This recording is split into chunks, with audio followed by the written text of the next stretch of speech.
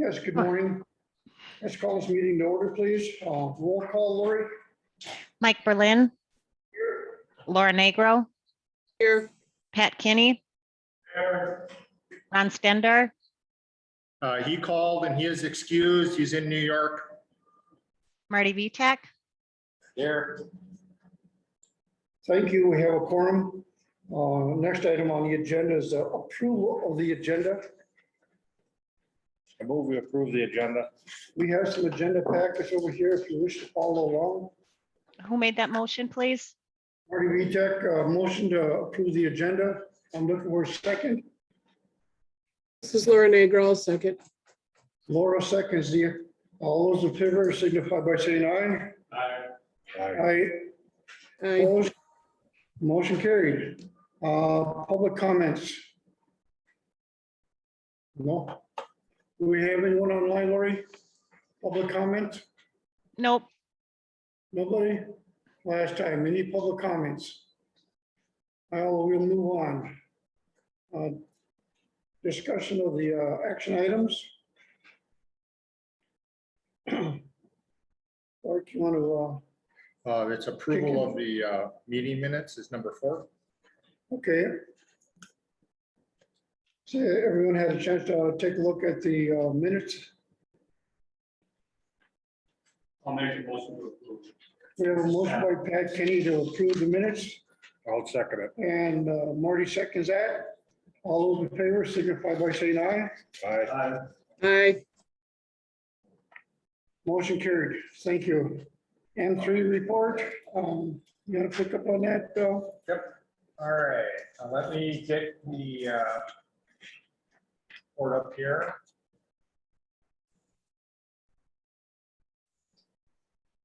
So it would be helpful to me today to understand what parts of this are informational, what parts, if any, you want a decision today versus at some point in the future. Yep. And Okay, if you want to come up, Sure. this way it'll be, because we do have committee members online also, as long as members of the staff here. Yeah. I'll move my cap over here. This is separate. No problem. Just so you don't have to take a look.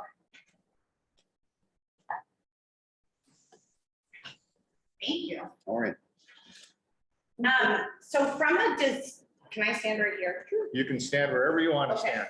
So from a decision point, I think what I need to understand today is if we want to pursue either of the true pharmacy options and any of the options I'm presenting, if we want to pursue to the next step.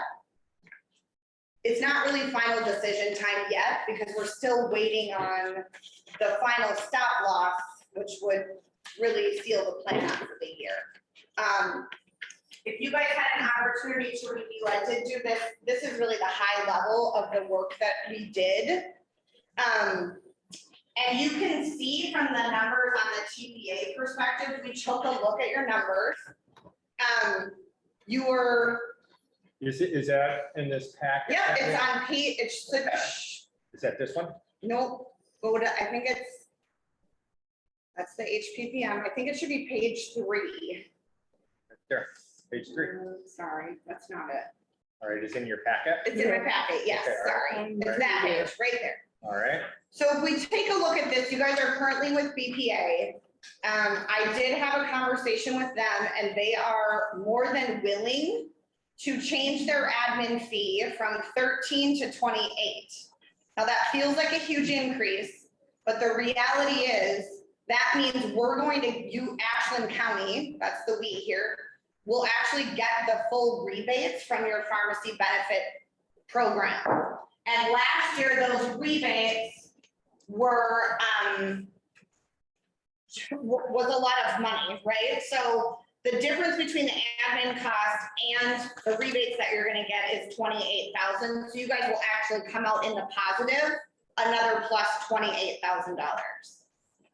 And that's in that paragraph, you guys, TPA worksheet. It's about 3/4 of the way down on this page. We go back up a page.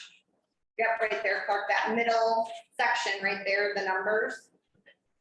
The TPA, yeah. So the reality is, yes, we're getting an increase in our admin fee with BPA. They are still, if we look at that, they're still the cheapest by about $15,000.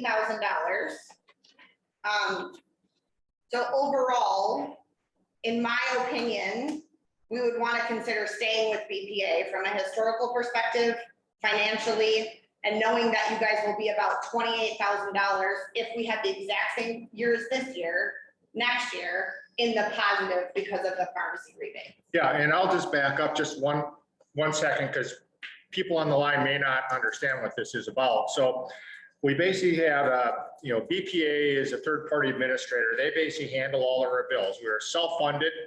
They basically contract, they basically hold the purchasing powers for pharmaceuticals, for therapies, for hospitalizations, for doctors. And what we're talking about specifically on the pharmaceutical side is when you contract with a pharmaceutical management company, a lot of times what happens is these companies will offer rebates for a pool of applicants or a pool of people who basically take a certain type of a drug.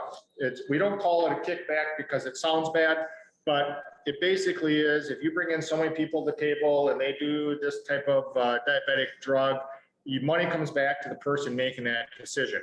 I talked to BPA once I kind of understood this, and they're like, yeah, we keep that, but then we lower your management fee.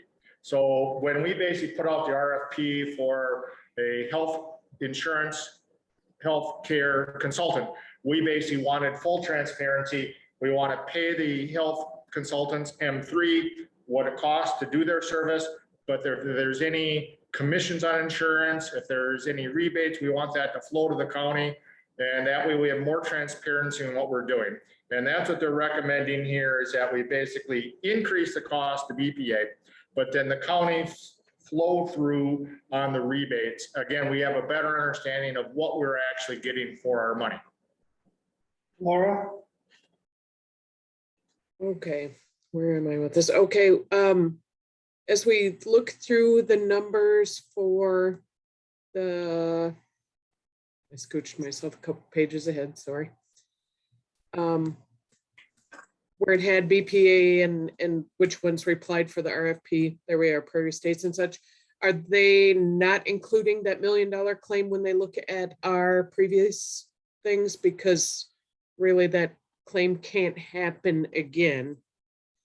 Right, Lori, so that's actually the stop loss specifically that would look at that claim and not Okay. include it in moving forward. So that's what I'm still working on. All the stop loss companies wanted numbers through the end of August to give us final quotes. So that is a separate piece, but you're exactly right. Moving to a new stop loss company, they really will peel out that $1 million claimant, because they will, we will know that it could happen in the future, but it's unlikely, right? So yes, that'll get peeled off of that proposal. Okay, and then with pharmacy managers, if our employees use, say, Express Scripts, is the amount that they pay to Express Scripts being taken off their deductible like normal? Yeah. Okay. Yep. So those are Thank you. combined plans. Yep. Okay. Yeah, you guys are currently with ServU on your pharmacy benefit management company. So we call them PBMs. So if I flow between those two names, that's what they're in. For us, it's an acronym that we use for pharmacy benefit management. And you're currently with ServU. Thank you. Yeah. As you go through the discussion today, if there's any impacts on staff time, one of you point them out, whether it's administrator or you, just so we don't inadvertently miss something. Because sometimes government does things that we think, oh, we're going to save some money, then all of a sudden somebody's got more work to do. And Fair. We understand, don't let the lingo confuse people, make sure it's clear, simple. Well, I don't want to find out later that, somebody now has an extra 20 hours a week. of work Right. to do that we didn't realize, that's all. Yep. You just pointed out if there's any of that. Absolutely. I'll be honest with you. The pieces that I put together for today in my mind, would not have any staff impact. It's very similar to what you're doing currently. So everything that's currently happening would need to continue happening. There wouldn't be additional work from a staff perspective on this. Yep. So finalizing stop loss is really, that is those are our final numbers, right? So that's the piece that we need August data through. But we did take a full look at your third-party administrators. It is my recommendation that you stay with BPA from a cost perspective and a transparency perspective. We are looking at stop loss. That's one of the three pieces in your health insurance. We will not have final numbers, like I said, until mid-September likely on the stop loss. And then the third piece of that is the pharmacy benefit management. So we did go out to 2 of our partners to take a look at your pharmacy benefit program. I will tell you that I got very different numbers from the 2 of them, which isn't often how it goes. And it makes me feel like we need to be cautious about moving the pharmacy. Because traditionally, when we go out to these 2 partners, we get very similar, here's what you can work on, here's how we can improve your cost, here's the things that we can do differently to help you. One of the partners is like, you guys have a great program, you're getting what you need to out of the program. There's not a lot of reason to make a big move right now, other than thinking we're gonna have a system in place to kind of take care of some of the specialty drugs that could happen in the future, right? The other one, on the other hand, Confidio, came back with over $130,000 in savings. But I'm cautious with that number to know how transparent it is, because my other partner, ScoutRx, said there's nothing we can do to really save you money this year. They don't normally contradict themselves in that way, you guys. Normally they're a much more similar answer. So it's concerning to me to have those 2 different answers. And I think ScoutRx, their program is unique in the sense that they help employees pay less dollars for their pharmacy. And in turn, that also makes the county have less cost to their health plan. So an example of that is really specialty pharmacy. So a specialty drug, oftentimes if you're under a certain household income or single income, you can get a manufacturer's rebate or a coupon, which eliminates those drugs from your plan. So you guys aren't paying for them, the county isn't paying for them, and the employee is getting them at almost $0. Where right now, they're actually paying kind of a large copay to get those drugs. So that is the program that we would want to put in place if we wanted to consider prevention for future. But you guys don't have a ton of pharmacy costs at this point. Laura has a question. Okay, Yeah, When we do those carve outs with those medications, are these still being counted for people's deductibles too, if they do have a copay? yeah, if there is a copay, Laura, they would absolutely be counted. But oftentimes they get it, so it's $0 to the employee and it eliminates the cost from the health plan. So it's really a net positive for both employee and employer. Yeah. Yeah, there's a commercials on TV. I think I've used this example before as we were going through it, where it says if you or your family cannot afford XYZ thing, just call in and we can see if we can help you. And that's kind of what we'd be doing too. So except with the wonderful assistance of M3. Right, and Laura, the program, ScoutRx, the partner there, I had 2 clients move to them last year, and I have a lot of clients looking at it for this next year. They literally hold the employee's hand. Like, they have texts with them, they talk them through all the pieces. If there's an issue, the employee goes straight to them and handles it and make sure we understand on the back end if there's some sort of conflict happening. But it really is a really unique, good program. Did this other company that said that they could save us all this money, did they give any reason for So the what they said? Yeah, the proposal is actually in your packet. And it's the second to the back on the right, you guys, it's this colorful one, Ashland County on the top. This one right here. Okay. It was in the packet, Laura, that I sent over. It was the second to the last set of documents. Is that in the online packet? Yep, What should page? be in there too. Yeah, keep going, Clark. It's On like page 11. Yeah, that one. So if you look at that top bracket, right, there's the financial comparison. My guess is these additional savings are probably coming from the additional rebates that these larger pharmacy benefit companies get versus Serviu. That's my gut. The pharmacy that Scout RX uses is called Proact. They're a similar sized company to Serviu. So my guess is they're both not getting those rebates in largeness. John, any? Yeah, I mean, OptumRx is indicating 136,000 in rebates, Express Scripts 124,000, and Welldyne 115,000. So here's the reality. It does seem to make sense that you would do better by carving out your prescription drug program and moving elsewhere. The challenge is there is some disruption with it. And there is a chance, as Chris was saying, that these PBM managers are inflating a little bit what their estimates are, or worse, your prescription drug mix for the most recent time period is producing this savings, but if your mix of different prescriptions changes, the savings wouldn't be as significant. But do we Right. think the savings is there? The answer is yes. And how much could it be? Probably comfortably north of $100,000 in savings to carve out your prescription drug program. The challenge is there's going to be some disruption. So you're going to have an employee that says, oh, I was only paying $86 for this before, now it's $112, and they're very upset. Then you're not going to hear from the people. 95% of people are going to be fine. They're not going to see a difference. But you're not going to hear from the people that where it's the reverse. Before they were paying, $112, now they're only paying $86 for that same prescription. So you do see some disruption as a result of switching PBMs. You asked us, as a part of the RFP process, could we carve out prescriptions? What would that look like? What are the rebates? What about the transparency? Our end result is this is something you could do, but we think it's going to cause disruption for your employee population group, at least at first, but the savings is very realistically there.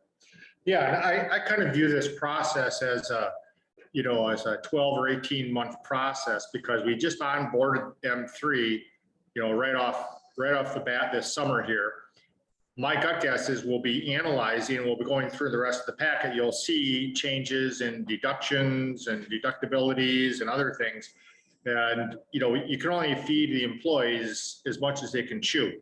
And, we want to be able to take the changes we can take and then make other changes after that. So I would encourage the committee to try to get the best bang for the buck first, and then make the other changes later. And the pharmacy benefit proposals, we work with these partners on a regular basis. So if we wanted to say, not think about making this pharmacy change until next year, we're gonna run the same thing. I'll come up, we'll have a conversation that can literally be just pharmacy and what that would look like and what those changes would look like. Because both of them will let us know kind of a high level of who's going to be affected by it and how many people that is.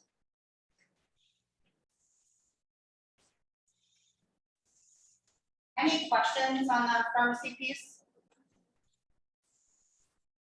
So I will say, Laura, specifically to your question on the coupon codes and the rebates, the Confidio proposals do not include that program. That is a program that is exclusive to Scout RX. So just know that one program has it, one does not. So thinking about this, the changes, and we're gonna make some changes in all likelihood to employee healthcare this year, correct? So I'm thinking about it from this perspective, the other side, and that might be, we know we anticipate strongly that some things are going to change, but then the year after, some other things change. is it gonna be perhaps confusing that on a number of years in a row, things are gonna change? Because I think I'm pretty typical of most employees that had health insurance is most of the time I couldn't even tell you what insurance company I was with or, you know, any of this sort of stuff. I ended up having to go to urgent care this summer. I had a dig for my insurance information and, you know it. I mean, you know, did I have pharmacy? I didn't even know if I had pharmacy coverage for going in. But so when people wade through this stuff, I know I always stuck at the file folder and I literally didn't think about it. And I don't think I'm unusual. People I thought about it were women with kids, and I stress women because they didn't use their health care plans. No, but none of the rest of us didn't seem to. I'm just wondering maybe if there's some benefit to considering, not, we don't have to do it today, but considering saying, okay, here's a whole package of changes and letting people wade through the changes in 1 year versus 2, because. Yeah. I have a similar thought process, right? I'm not one of those women. I chose not to have children. So I'm like you. I literally tuck my insurance in a thing and don't think about it for most of the time. And yet this is what I do. And I think the change part for me, I'd rather rip the Band-Aid off. That's very personal. That's how I do life, right? Let's do all the changes at once. And I think from my experience, that my feeling for talking to people when I was a public employee in healthcare is if you give us the stuff at once and we sit down with HR or whatever, go through it, put it in an organized file, whatever. And then as they get questions, we always say, okay, who's got young kids? And they could always answer the details. I mean, this is what happened. Yeah. The 2 years in a row is. And the flip side, I will say for some of my clients and John's clients, they want to break it out into 2 or sometimes even 3 years. But we communicate very clearly in this first year with employees to say, here's what we're doing today, and this is why. Here's the anticipated changes over the next 2 years. So rather than doing it all at once, we're going to do this slowly over time. So I think there's a way to do it both ways. It's ultimately up to you guys. Yeah, I think the first year, if you then lay out very clearly on a page or less, you know, what the future plans until the moment, I think that would help. But yeah, Yeah, it's absolutely. And I think we have to prioritize the changes too that make the most, you know, like, is it going to be the savings that we're looking for this year? And then next year we can choose to stabilize those 2 other things and change something else. So I think there's a way to think about it that way too.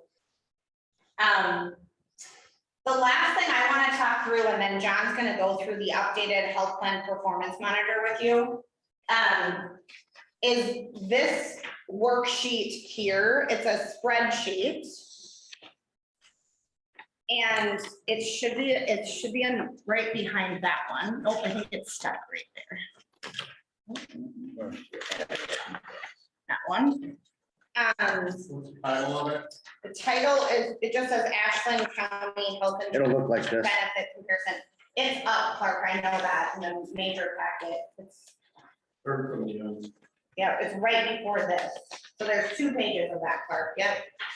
So you guys, what we did here is we really took your current plan design and we laid out some options with our internal risk management team. They look at your risk, they look at your numbers currently, and we call this plan modeling. So to look at if we made a change, if we made changes to the health plan, what it might do. So the first 2 columns are your single family. That on the bottom, it's your current rates, and then it's your calculated renewal. So we are anticipating, if everything is just the way it is today, looking at about an 18% increase to rates for employees, COBRA rates, that type of thing. Knowing that that might not be the easiest thing to take, an 18% increase, right? We looked at doing plan modeling. So then the option 1 is the next column. Option 2 is an HSA option that we could offer in addition to the plan you're offering now to bring potential savings to that.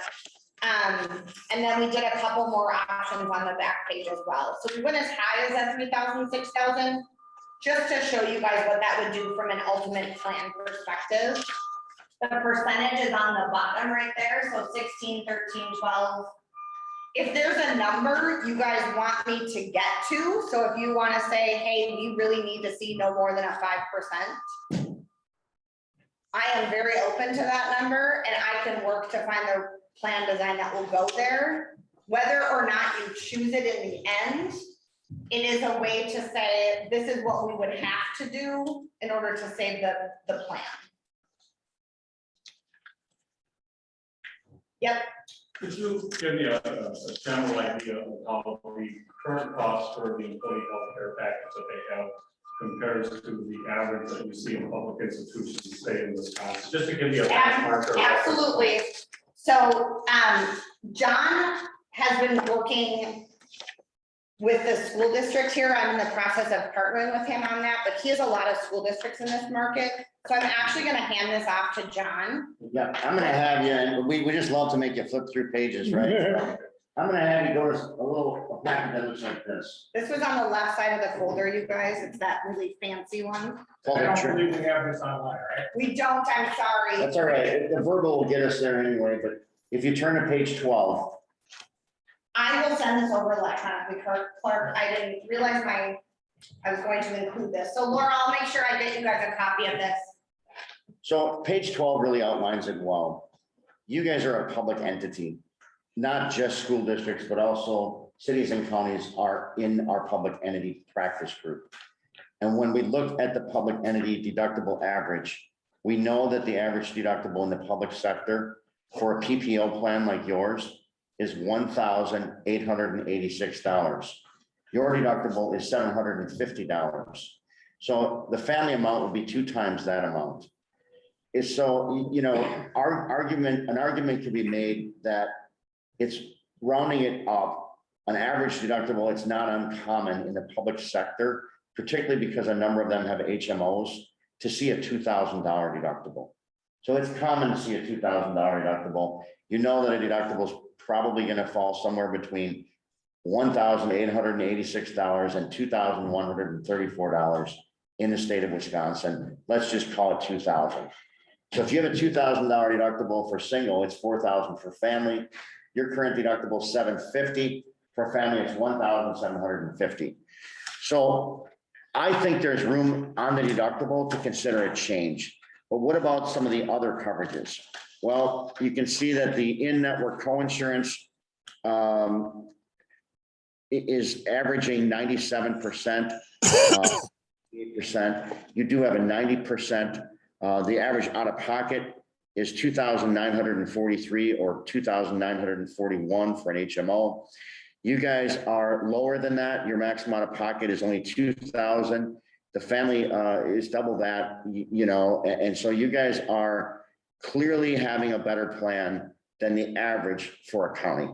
If you look at prescription drug co-payments at 10, 40, 60, and 10%, you can see that those are on par. The average is $8, $24, and $49.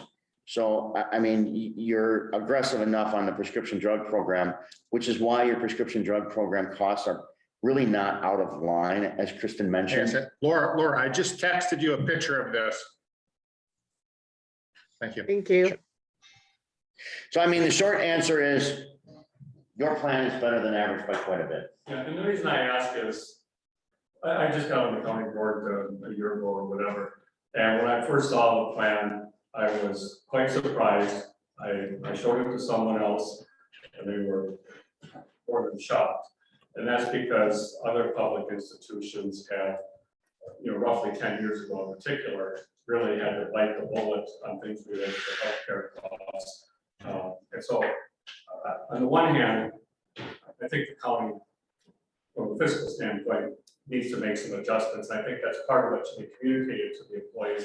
But I also think the administration, you know, I asked for, if we can get a timeline of raises over, if we could go back as far as 30 years roughly, because politics and things have changed, to get some sense of how their raises have compared to inflation. Because for compensation, you've got your wages, your salary, and you've got your benefits. And if we end up increasing the cost of the benefits, that also like to understand how that compares to the wages, because I suspect, at least in the last decade or so, that the wages have lagged inflation, and that would help us to look at this package of compensation as a whole instead of as pieces. Because this piece, I think, raising makes sense, but if we look at the lack of raises relative to inflation, we have to keep our eye on the whole picture. I mean, so when I look at the options that Kristen put together, if you were to go to option number 4. Option number 4 is closest to what the market is offering. And what that does is it offsets your renewal such that instead of having an 18.56% renewal, your renewal is estimated to be 13.18%. And this is an estimate because we don't have the final stop loss numbers, Correct. so that could change.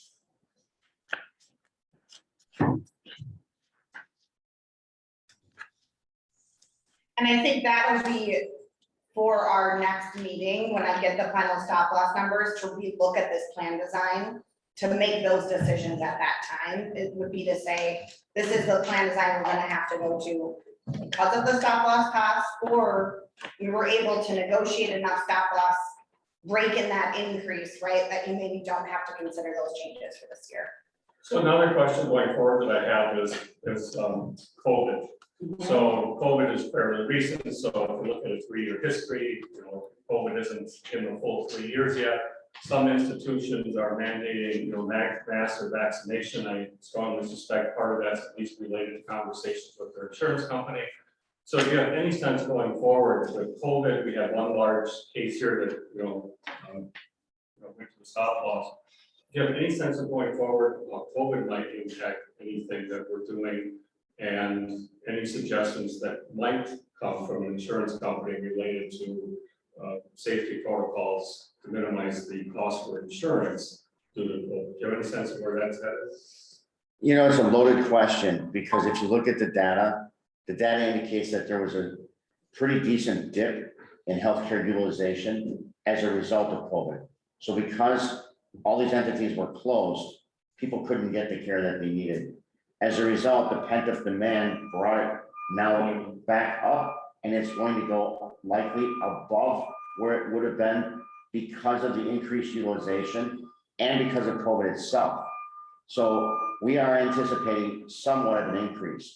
Our underwriting team usually only accounts for maybe 2 to 3% in the way of an increase if we're pinned down on it. Otherwise, we typically go with a wash.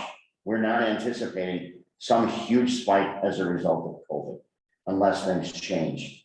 In terms of preventive care, I mean, obviously the industry is strongly in favor of vaccination as a result of outcomes that they're seeing for those that are vaccinated versus non-vaccinated.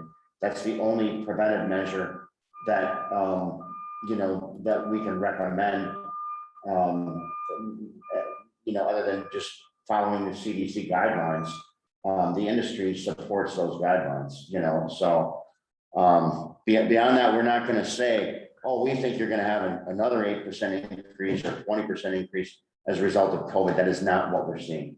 And so one of the things I think about is, and I leave this more to the administrator, is could we potentially give employees some kind of financial incentive for them to be vaccinated, perhaps their family too, knowing that, in the long run, that might be fiscally good for the county, but also good for the employee's health. But, maybe, we could fit that in somewhere. Yeah, so you'll see governments, state governments, there are some county governments that are basically paying people $100 to get vaccinated. That's an allowable use under the ARPA funds if we wanted to do that. So that's something we could consider at the Thursday, the executive committee, which kind of deals with the ARPA funds. Mhm. The one question I had, when I'm looking at your number 4 here, and you have a $2,263 annual contribution for a family plan. Monthly. If you if you multiply that out by 12, that's $27,000. I mean, that seems like a lot of healthcare. I mean, I'm just like $27,000 for healthcare. That seems abnormally high. So really what you have to do in order to maybe like really try and get an accurate number on that is combine those with families and those that are single. Because when we do that, your annual is $20,997. And, you know, $20,997 comparatively is still high, Clark. It's still very high. You guys you're at the Is $20,000 that mark. a weighted average between the 105 family and 35 and It is, 33 singles? Yep. So it's, yes. yeah, okay. And so where you should be is at about 18,800 according to our book of business. So you're about $1,200 higher a year than average. Laura? So with your option 4, that one has a health savings account in there. And now our the benefit to the plan and our cost is to try to incentivize people to go to in-network people and possibly to travel if they can. Do you guys have a plan to, because as Clark said, 27,000 is quite a bit, but if we incentivize people to go elsewhere and maybe kick some money into an HSA, that helps us both, and it can increase the quality of healthcare that our people are getting, Right. depending on what they've got. So I think we could do that. When we talk incentives for a health plan, we cannot run those into an HSA. They cannot be pre-tax. They have to be taxed. In turn, we would want to educate employees to put dollars in pre-tax, right? Because that'll help their taxable income. And we can build in incentives for doing things like that. So an example is I currently have a total knee that you can get done in Eau Claire for $29,000, which is from a cost like it's the lowest on the western side of the state right now. I can send you to Minnesota and the Twin Cities for 23. Eau Claire feels a little less intimidating from the standpoint of city versus going to, you know, a smaller town. Now, in the next 12 months, so next summer, the orthopedic surgeons that are currently offering that are opening a standalone surgery center in Rice Lake, Wisconsin. So that would also be a place that I would ask employees, we could figure out transportation, hotel, we could build a little package around it, right? People can travel there for total knee, total hip, hand surgeries, all different kinds of things could happen at that ortho surgical hospital. So, and then Laura, in my world, there is something to be said about employees getting that incentive to go there. I will tell you, my groups currently, we still sometimes don't get traction. So to me, what's even more beneficial is just the education of it. So literally talking through the pricing, talking through what they're paying for, and kind of educating from a consumer perspective to say, here's what you're doing, not only for yourself, but also for the plan. yeah, and then, you know, quality of care too. You guys, Yep. yep. Thank you. So from a budgetary standpoint, as you know, we're in the middle of budgets here. If I look at the differences between our current plan and you're estimating our current plan, we're putting in about $2.88 million into the plan. And option number 4, obviously, we're going to increase deductibles, increase coinsurance, increase maximum out of pockets. Then we're going to be about 3.266. That's $380,000 increase. Is that, and then that makes sense. I mean, because so far this year, just for the staff that are on the line, we have taken $475,000 from our general fund and borrowed to the healthcare fund in order to keep that fund solvent. So it does make sense that you're hundreds and hundreds of thousands of dollars off. And so you can't keep doing the same thing. That's how you are $1.7 million in the hole. we are looking at the first view of budget today in this committee. We're gonna come back again and a couple more times to do this. You're gonna get the final stop loss in September, which is no different than we had from BPA last year. They negotiated stop loss. Timing's the same thing. We do a best guess, then we make adjustments as we see fit. Would your recommendation be that, you know, before we land on a plan, that we basically budget around that, 3.266 million for our healthcare expenditures for 2022? Yes, Okay, yeah. So if we budget that, and whether we're up or down, are you gonna have the difference because employees should be 10% go into a segregated fund that is used going forward? Or if we end up short, then we, in the following year, say, okay, we're this much short the previous year, then we'll take that into account. I think that's a good plan, as long as you're establishing that your account or your accounting enables you to have a reserve fund balance in the neighborhood of 25%.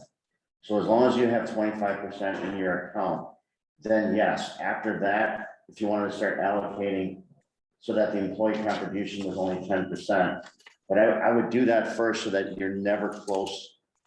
You're never close to the minimum amount that you need. Yeah, so in this case, Pat, we would need roughly around $800,000 in that healthcare fund at a minimum balance and never go below that.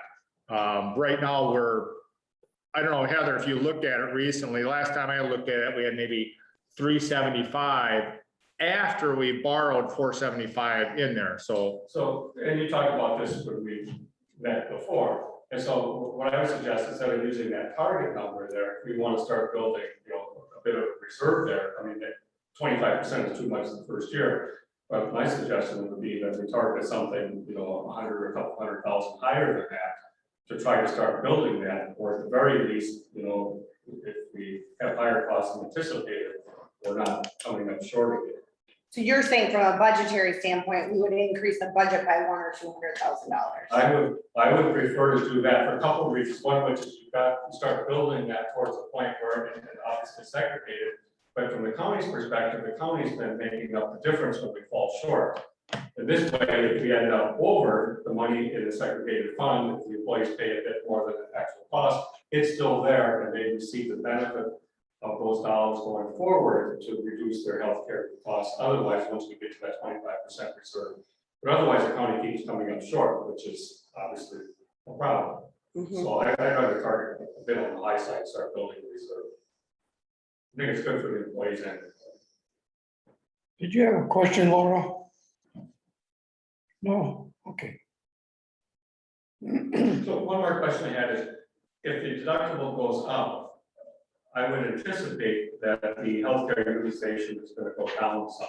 And so that a year from now, when we start looking at past history, we're going to see some adjustments getting closer to what, that 18,000 or so that you were mentioning. That is exactly what will happen. I have another county closer to where I live in the Chippewa Valley.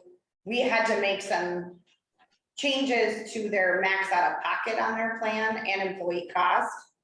And I will be honest, they have gone from 135% loss ratio to a 70% loss ratio within, the first 8 months of this year. It's a very different, it does create that a little bit of a plan change in the sense that it does change your loss ratio. Yeah, and then I think the HSA, because that's money you can keep, not just, into March or April the following year, you can keep that long term. And so that money gets set aside, you can take it with when you retire or another job.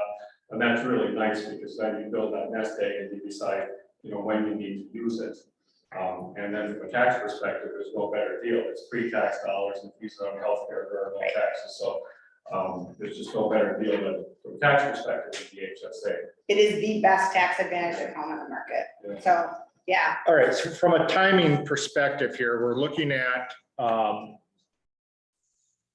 one, going back to the department's budgeting around $3.4 million for healthcare, which will be substantially over the 2.8 that we currently have.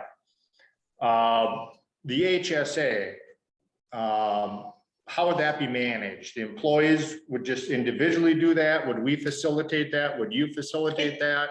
There's multiple ways to do it. So I have groups who literally say to the employee, go to your bank and open an HSA account. We'll add it to your direct deposit. And then they literally just direct deposit those dollars pre-tax into the HSA account. There are groups that decide to say, hey, we're gonna work with our local business bank and we're gonna set up HSA accounts as a group. Sometimes you can get reduced fees, sometimes you can, there's some different things that way. We can look at the market for you guys and tell you what the market states. From a logistical standpoint, I think it's easier to do it as a company and have everyone set up HSA accounts there. However, employees generally prefer to do it on their own because they get to keep all of their accounts in one place at their bank or at different locations. So, it's half dozen of It's one. up to you, and the pros and cons are this. The pro of you guys going and having a contract with your bank for all employees is that you can get them to waive fees. You can easily get them to say, we're doing all our banking with you.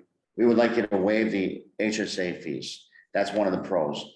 Another pro is you're not dealing administratively with so many different banks to deposit any funds you plan on depositing. If, however, you don't plan on making any deposits into this fund, if the HSA is their responsibility to put their own money in pre-tax, which hopefully they'll do that even if you do put money in, but if it's their responsibility, then as Kristen is saying, you can just say, open your own HSA. This insurance is a qualified high deductible health plan intended to be used with an HSA. Do yourself a favor and open yourself an HSA. And by the way, here's the education on it. For every $100 you deposit into an HSA, you're saving about $25 in taxes. So you should do it. You should also do it pre-tax. Have the money taken out of your, paycheck and for people that say, oh, this is so confusing. What we do at the employee meetings is we say, how many people here have a checking account? Raise your hand. Every hand goes up. And then what we say is, great. That means you know how to use an HSA because it's the exact same thing. It's just a checking account that's intended for medical, dental, and vision. And you can use the money to pay your deductible, to pay your prescription copays, to pay even your dental copays. Even if you want to use the money to buy a pair of eyeglasses, you can do that. So I think the education is a real positive, and it changes your discussion at your open enrollment from, here's a new plan, we're taking benefits away, here's the increased cost, everybody groans, and it starts to be, hey, by the way, this plan is HSA compatible. You guys can now save yourselves money on taxes. Why not do it? Oh, and by the way, when you retire, this can supplement your retirement income if you're not spending it, because the money rolls over year after year. And when you terminate employment with Ashland County, you take the money with you. Oh, and Clark doesn't know how much is in your account because it's not his money. It's your account. They like that. So I think there's a lot of positives about making the transition to a qualified. So just one other piece on the HSA that we can sort this out later, but where I have mine, I have an option of investing past a fixed dollar amount in the money market. And I have always done that. And so I maxed out my contributions and whatever. I've been relatively healthy. And so I've got everything past that base amount invested. And generally that's $1,000. Anything over 1,000, you can put into an investment account if you're at the right HSA. Yeah, and so I think that it's worth, and I know not everybody does that, but the fact is that you can keep that and roll over. When I started this, I didn't realize, I was going to roll over so much. And then I started realizing, what, much to stick some there versus paying the taxes. And so anyway, making it easy to do investment options, and these are just, mutual funds, index funds, some, simple stuff that's. Yeah. But it certainly has been, good to have had that option versus the banks are paying a little bit of interest. And that's my concern is, the investments might will grow. Yeah. Especially if there's people maybe towards the end of their career, the kids are out of the house and now you say, like, gotta be set some money aside and, you know, I'm working on 55, 60, but what about healthcare in those years? And so you start squirreling some away there because you know you're gonna have a gap before Medicare. And so that's an option I think is, Key. and it's gotta be easy to do because most people are like, oh my God, I don't know anything about investing, so. Lori, are you on the line? So, Yep. Did you get a chance to check anybody local to see if they have a HSA program in banking in the city of Ashland? I just checked with one financial firm. You didn't ask me to check with anyone else. Okay, And the financial firm does not do them, and they are not interested in doing them. okay. So that's one thing to think about. So we have a few minutes here to wrap this up. Yep, the last thing, high level, did you send out the updated HPPM, Clark? Did you get that? I did send it out to the committee, yes. Okay, so in here, you guys, is your updated health plan performance monitor. I included a copy in the packets. Right there. And then Clark emailed that to you guys, the new one that just came out. I guess on a positive note, your plan is continuing to improve, right? So now we're looking at a loss ratio of 100%, which means dollars in, dollars out. That is an improvement, you guys, even in the 2 months that we've been working with you. So I just wanted to point that out. If anyone has specific questions on this is, John is our professional who understands this inside and out. But it is just a great snapshot of your plan and something that Clark will email out every month, and you guys will always have the opportunity to review this. So my question for timing, we've discussed your recommendation of plan number 4. Yeah. And which obviously is going to be a big change for staff. I mean, Yeah. staff are going to be like, what are you doing? The question is this something that can wait a few weeks so that the finance committee can evaluate this a little bit further while we go back to the committee and say, I mean, I guess the committee should actually vote on to direct the department heads first off to go back and fund it at a higher level. So I'd like to see a motion on that. And then secondly, I'd like to see the motion or not motion to change the plan so that we have some issues. And so my question to you directly is, should they make a decision on a plan today or can they wait another month?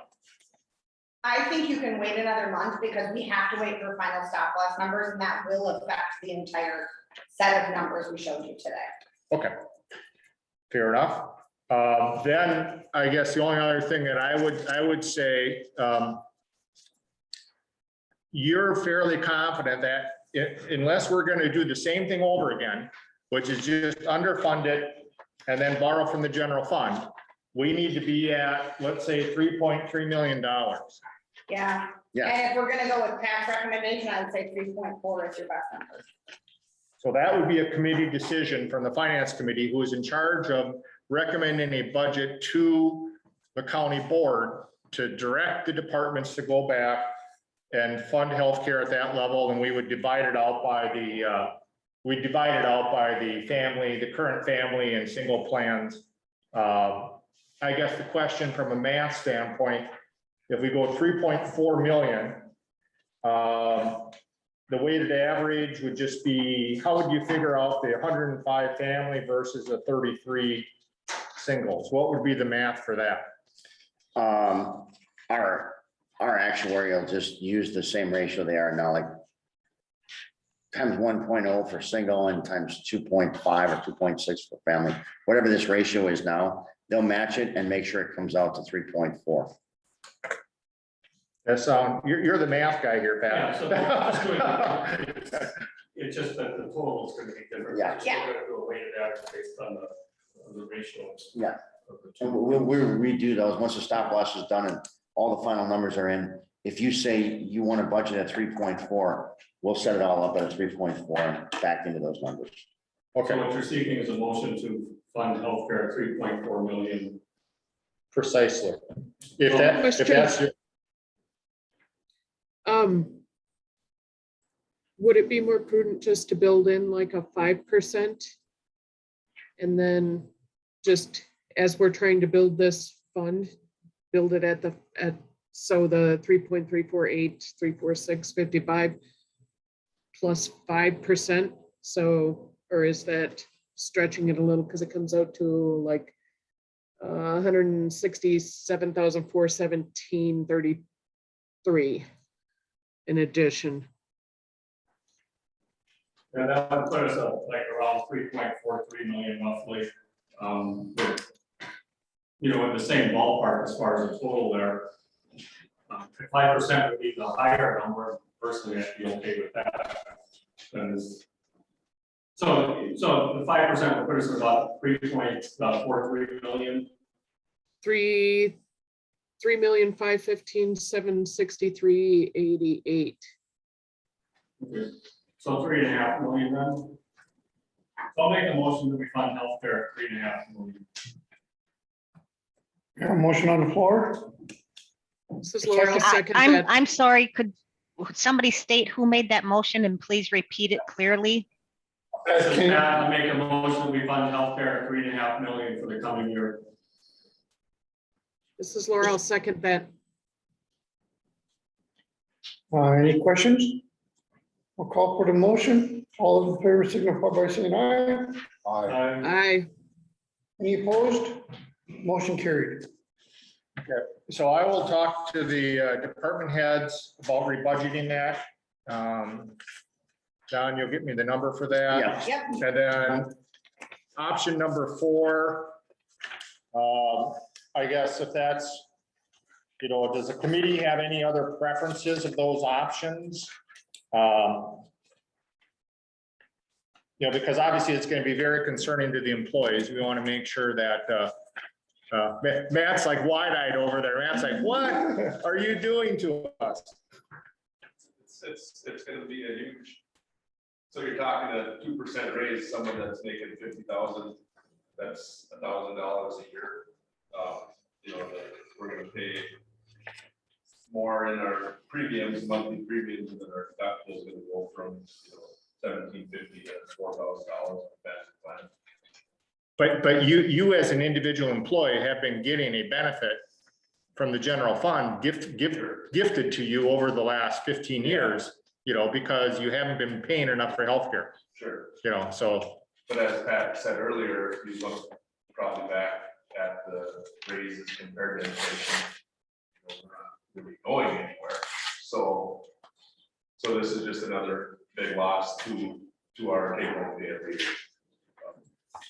You know, if the county would fund it fully, say if you go to option 1, fully fund it, that helps because say in my department, and I know in the health department also, a lot of our funding comes from, you know, ours is a DOT, they have a lot of grant funding.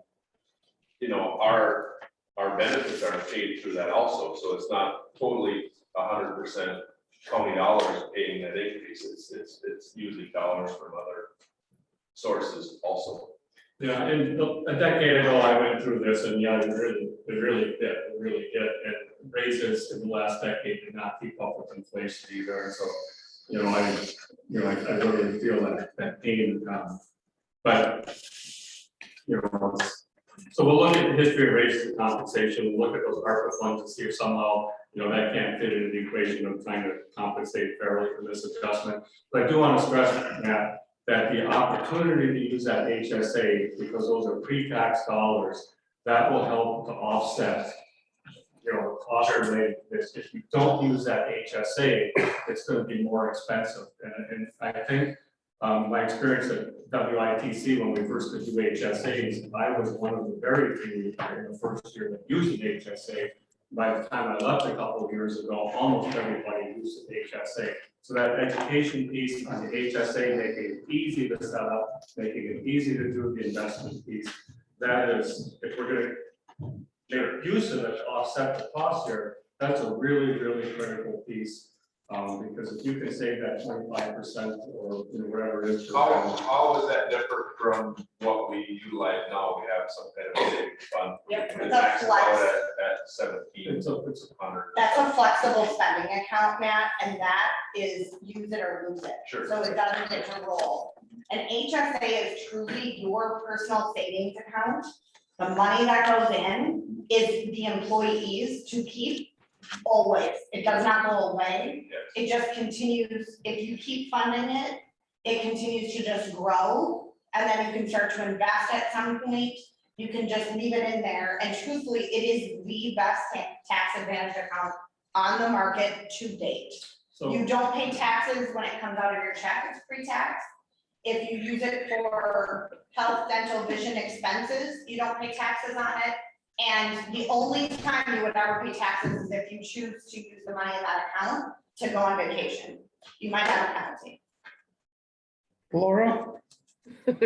Thank you for waving back, Mike. Now between the option 1 and the option 4, I'd like to point out the coinsurance on that too. So on option 4, the coinsurance on the in-network visits and such is 100%. So On yeah, the option 1, it's 80-20 yet, so you'd be paying 20% of those even if you're in network. But we do the option 4, you meet your deductible and those in-network expenses are covered. So that's another savings for there too. yeah, and that, so then you're only using your prescription drugs to get from 2,000 to the 4,000 max out of pocket. Yeah, and it also, if you end up doing an out-of-network, it's 60% that's covered with the option 1, but it's 70% with the option 4. So the insurance company covers more of those. And like I said, once you meet your deductible, the in-network is 100% covered. So that's a definite benefit for everyone. so back to the administrator, if I may, you were asking about option 4. My sense is, and I'm not, in the business like you are, but option 4, the numbers they were striking is fairly typical, kind of middle of the road and would get us in line with other public institutions. Yep. Is that why you're asking about option 4? Yeah, because after this meeting, it's my phone that's gonna be ringing off the hook. The Matt Ericksons of the world and the other 185 staff are gonna be, I wanna make sure that you're on board or you're gonna delay to the decision. In either case, I'm fine with that. Yeah, and personally, option 4 to me is typical of what I've seen with other public employees at this point. And you guys were a long time getting there, and so as Steve pointed out, you've had an amazing plan for quite some time. And I showed the plan to one person who's paying no insurance, and they were outraged at, what this plan covers, and they're paying everything out of pocket. So you got to keep in mind that you have a very good plan, and still will have a very good plan. And what, 40% of people in this county or whatever it is have insurance. Many people have no insurance, and so sometimes when we go around and talk to people in campaign, and you have insurance and the majority don't, and so. May I ask Yeah. a quick question? Yeah, Go ahead. The in-network versus the out-of-network. So say, for example, my in-network is up here, but I'm having a hip replacement. So you're encouraging me to go down to Eau Claire or wherever, which is technically out of network for me. How does that? Both of these networks that you guys are currently working with, everything in Eau Claire would be considered in network. It would not be considered out of network. So Healthy OS and Preferred One are the 2 networks you currently have in place. But didn't we have to pick one or the other? Correct. What I'm saying is the kind of shopping for care pieces will keep in mind which network you're in and making sure that you're able to stay in network for a low cost, high quality option. Okay, thank you. Yeah, we don't look at out of network when we're doing shopping for care either. We really do look at in network.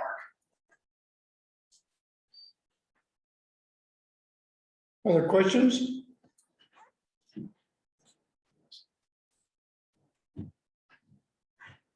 Thanks, Mr. Are you asking for a motion on which option to go for? They said we could wait till the next meeting, so just, or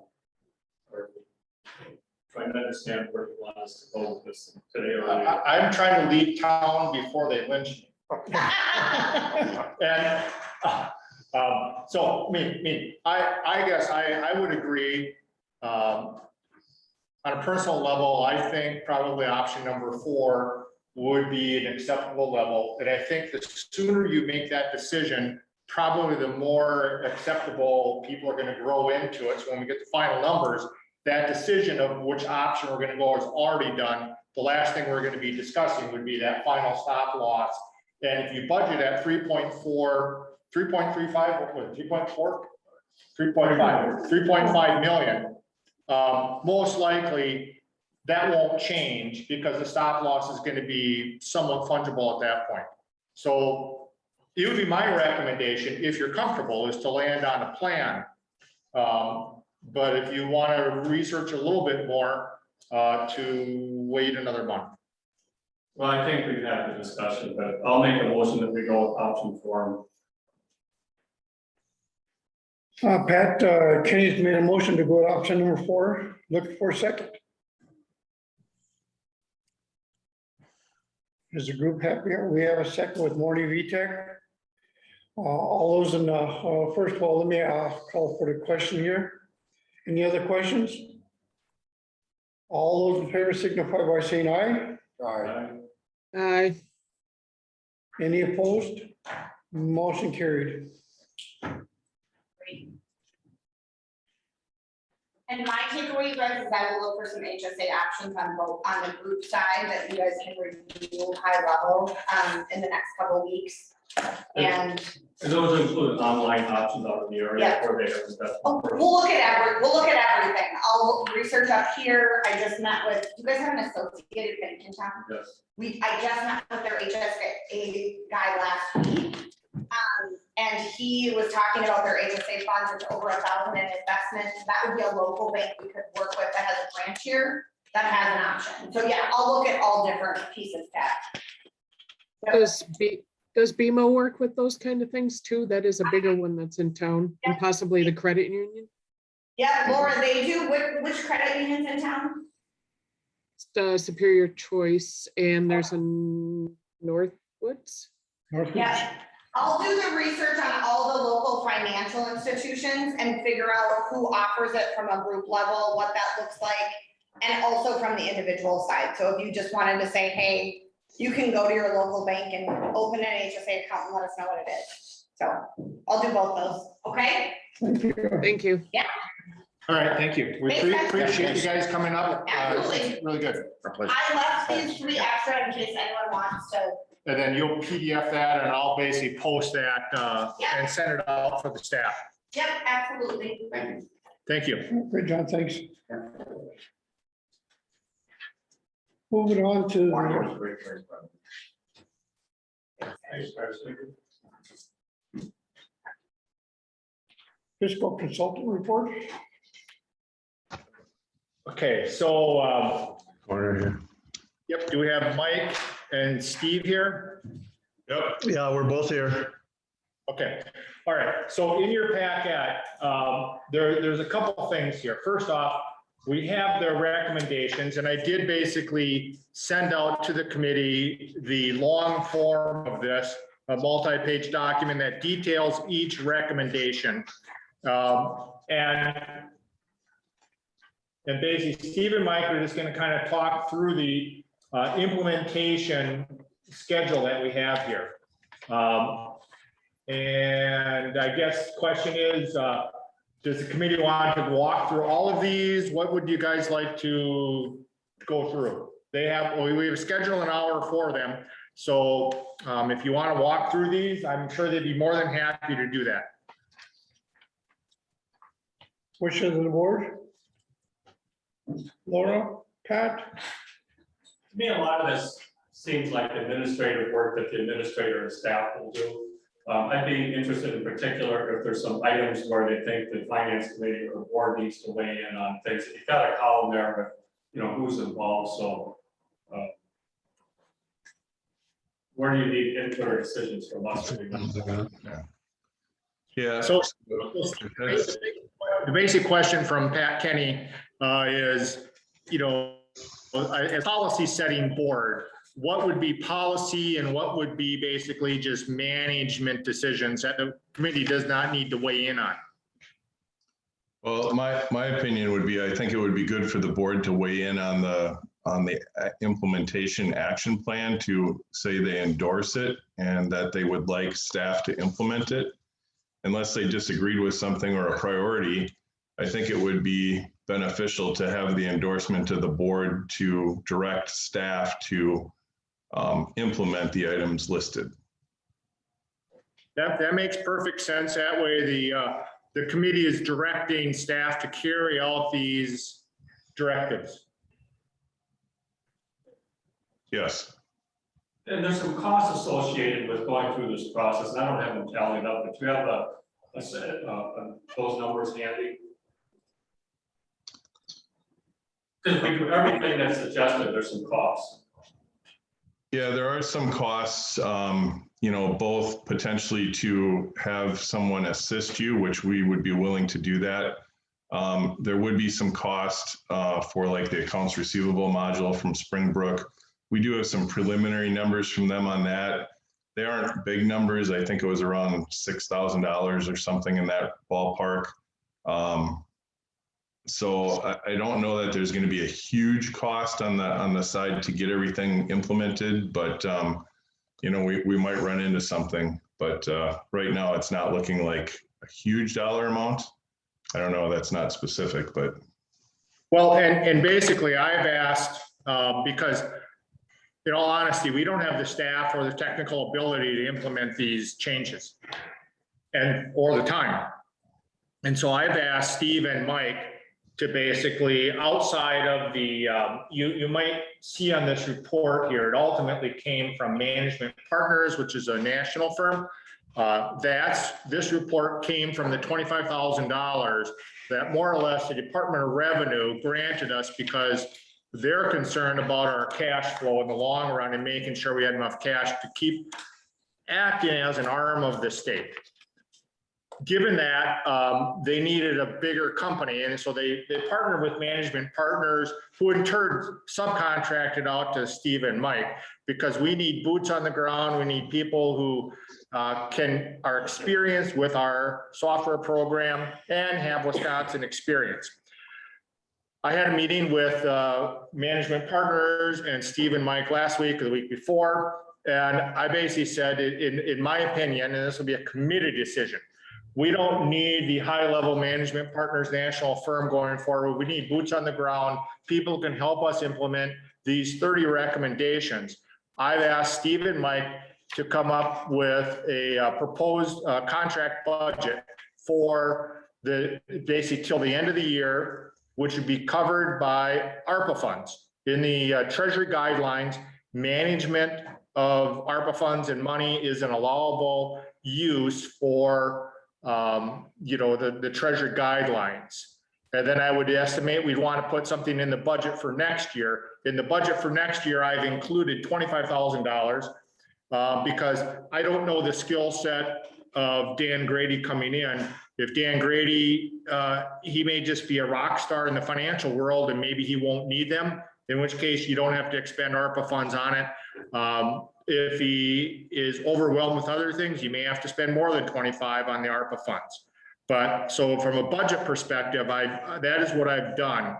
And Steve and Mike would basically implement what they can this year on an hourly basis as they bill us. So the two items that I really had a question on is the distinction between 9 and 10 on your list there. And then a separate question that I have is, if we start down this path with staff in particular, and then for whatever reason don't continue down the path, what headaches are there? Sometimes places start things, and then the next thing you know, a year or two later, all of this is different and whatever. I want to understand from a staff perspective, if they think this makes sense, to make their jobs either easier or less stressful, and is something that's sustainable. That'd be my second question, but 9 and 10 first. The distinction between them. Yeah, 9 and 10 are the two items that Clark referred to with regards to the kind of the long-term strategic financial plan. Those are things that Management Partners was interested in performing for the county. And, you know, I think those, while they're nice, they're going to take some time to create. And I think by going through the process of implementing the other items on the list, you're going to build capacity within your talent pool there that can then help bring forth the information to build these documents. So I think for us, and I don't want to speak for Mike, but we see them as being important, but maybe less important than some of the things that are on your list. Yes, if I can just add to that too, and I talked to Wayne and Clark about this last week, and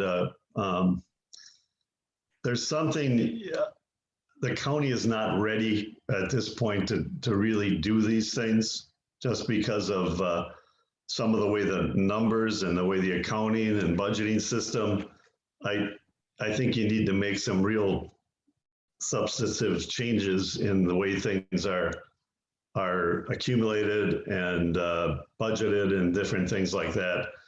So I believe Wayne was the managing partners was maybe, I don't know, he didn't really have an understanding of what Ashland County, where you're at right now. And I think he eventually got that. So this would be something that would be probably priority one is not the right priority for those at this point, in my opinion. So.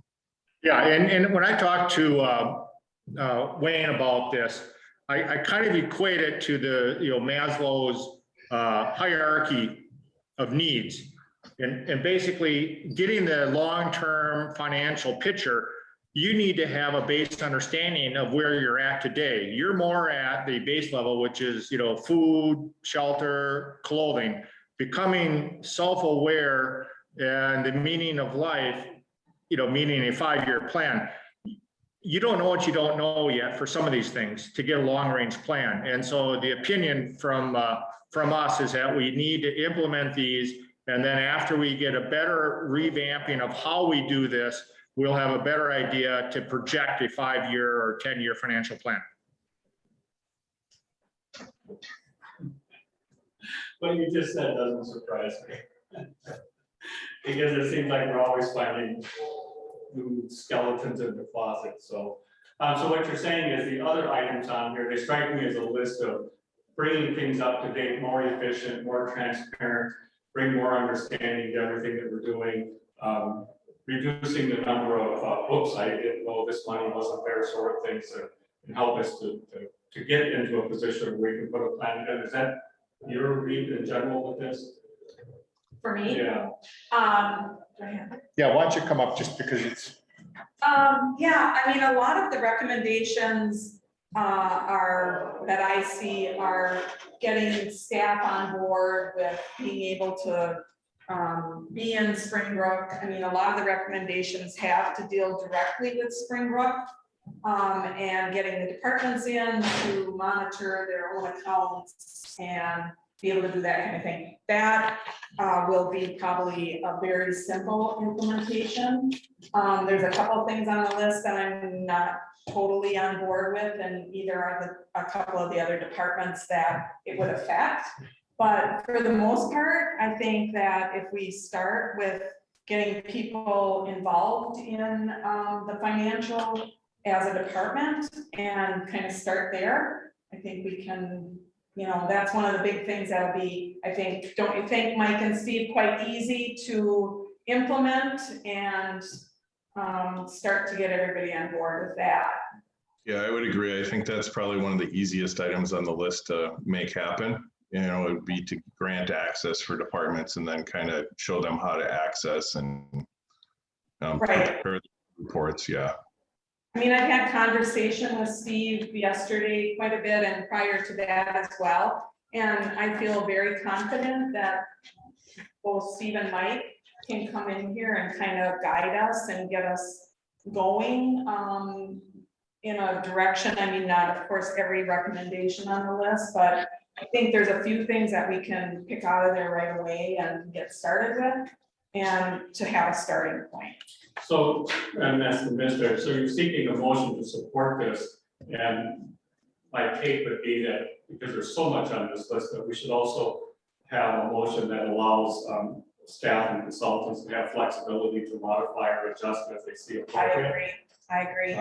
Yeah, and you can see on that, the second aspect of this is where they prioritized it. So we have priorities 1 through, I can't read it from here, my eyes aren't good enough, but these are, and we can basically work with staff to figure out what fits where and where do you go. I mean, some things you need, some things have to be done before you do step 2. But, and some things would have to be very gentle. One of the things I would really like to see the county go towards is employee enter of time. And, whether you go with PTO or not, which will be an executive committee decision, basically have employees start entering their timesheets directly into Springbrook. And then that basically that will be submitted to the supervisors, and the supervisors approve it. No more paper copies of timesheets. It's all entered in the computer. Most modern companies do that. That is an issue where if you tried to tackle, I don't know, what do we have, 190 employees? Almost 200. Almost 200 employees. If you basically did that at once, it would be a collapse of the whole system. But if you take 5 people at a time or 10 people at a time and you work with them, it would take you a year to implement this. But those are the types of things that I look upon this list as a 18-month list. I don't want staff that are listening to be concerned that we are going to take a sickle to what you know. This is going to be incremental change in government, which is the only way government changes. And so I would recommend that as a committee, you support these 30 recommendations so that it's not just Clark Schroeder saying this is what you should do. This is a policy setting board supporting this. Laura? So you're looking for a motion for that?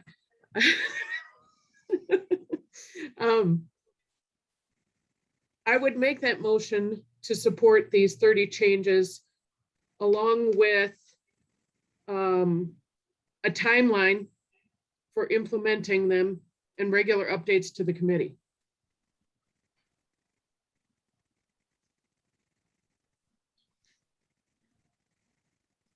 So this is Pat, on the timeline and implementing these, is that from the perspective of let's set this in stone with both doing all of these and specific target dates, or is this a draft, because this document says draft, is it creating a draft plan with a timeline and implementing these, but also allowing flexibility for change, again, because it's a draft?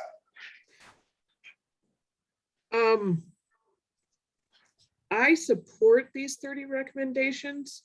So I would like it.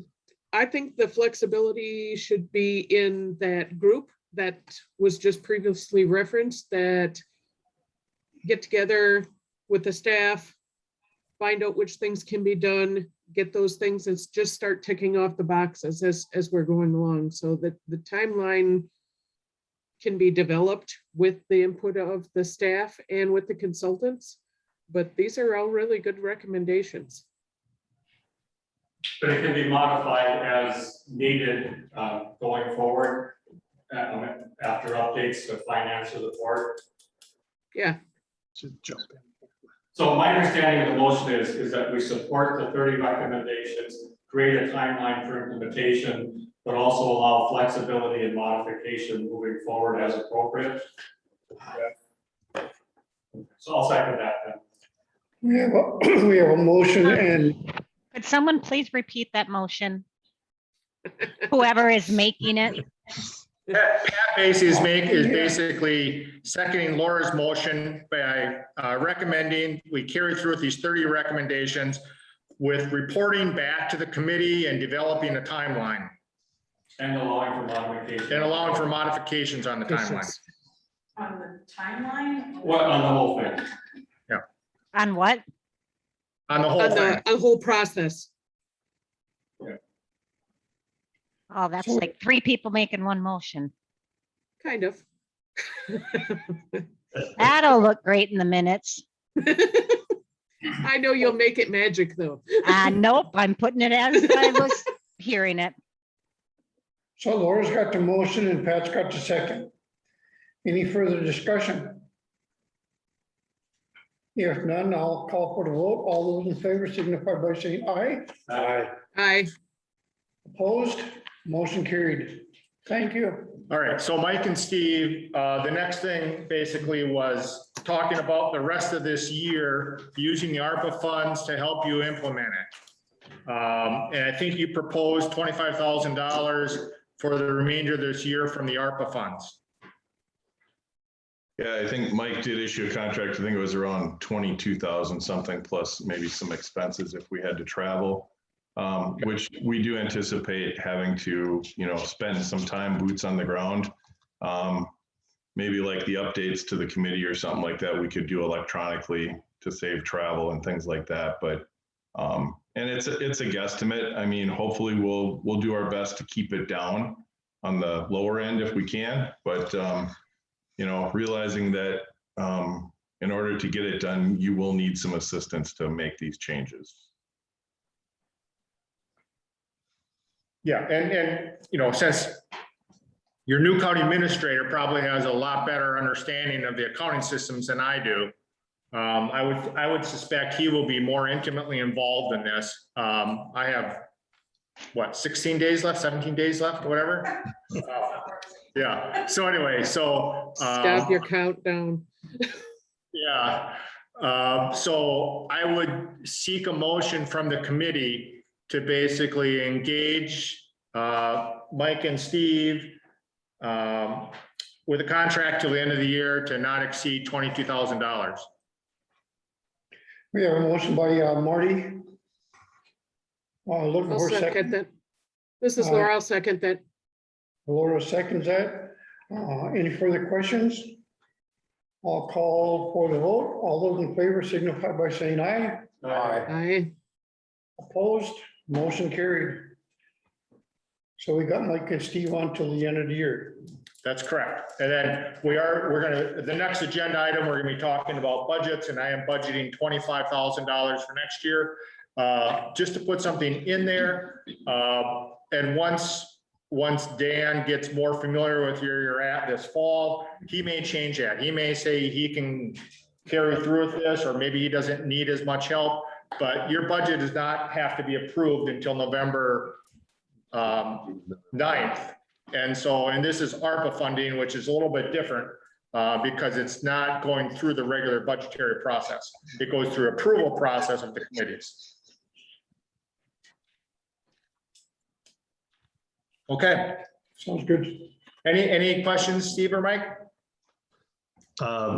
No, we just want to say, hey, and I think we brought some of this up last time, but everybody at the county cooperated with our study, answered questions. And there was, I would say, almost overwhelmingly positive. They liked the ideas we suggested for changes. I mean, we didn't discuss them all with everybody, specific ones that they were involved in. Generally, it was very positive. And I think some of your employees probably realized, hey, we're not doing things the most efficient way, and let's modernize, or however you want to, let's look at changing some things.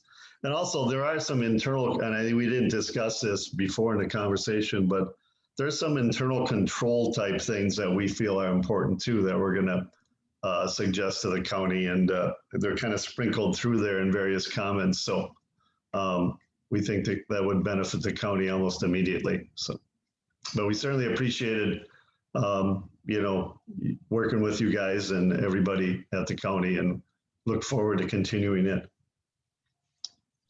Yeah, I will say when you look at the budget that I just sent out last night, the highway committee, or the highway budget, had been lacking in detail for generations probably. and now it's much more detailed and very, much more transparent for the board and the citizens to understand what are they actually doing. And I really appreciate seeing that greater detail on the highway budget. So thank you guys for helping Amber and Matt get that done. Okay, you're welcome. Yep. No, we look forward to working with everyone at the county to continue to implement these. And I think, it'll go fairly smooth. Obviously, some things are easier than others, but we'll work through it and, report back and stay in touch with the committee so that you know what's going on and can be involved with that process should there need to be any further guidance, I guess. This is Pat. With the software upgrades that you're doing, and I'm thinking of the timesheets here in particular, if employees can access this from home, it would help support working remotely at least part of the time, maybe a day or two a week, but they've got to be able to access everything. Is this all stuff they can access from home? Oh, yeah, absolutely. You have the cloud version of Springbrook, which allows you, Sue was able to give me a login. So some of my work I was able to do at my home in Green Bay. So yes, remote work is a definite possibility to the extent you would want to allow it. Thank you. And actually, I don't know if this is where you're going with this, Pat, but anything that would support remote work is most likely in ARPA funds. Yeah, and the timesheets come to my mind because when I was at my previous employer, once they moved that to online, which is quite a while ago, one of the comments I heard more than a few times from supervisors was, oh, I could do that at home. Maybe I'll do that in the morning before I come in because I got quiet at home, and it just allowed more flexibility for employees to do certain tasks other than being in the building. And I think that was, nice for them. So, and hopefully with this, if it's 1 or 2 days a week, if someone wants to work at home and they get quiet and, focus, and that supports us being an institution that allows people to work more remotely because it's something that we say that we value. And this would help to support on that direction. Yep.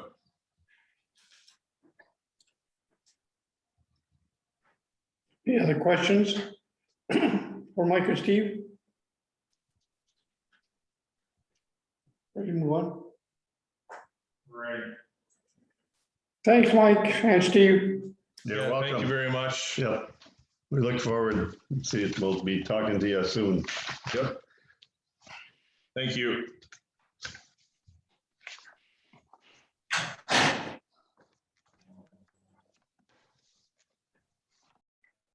Number 7, Health and Human Service Operation.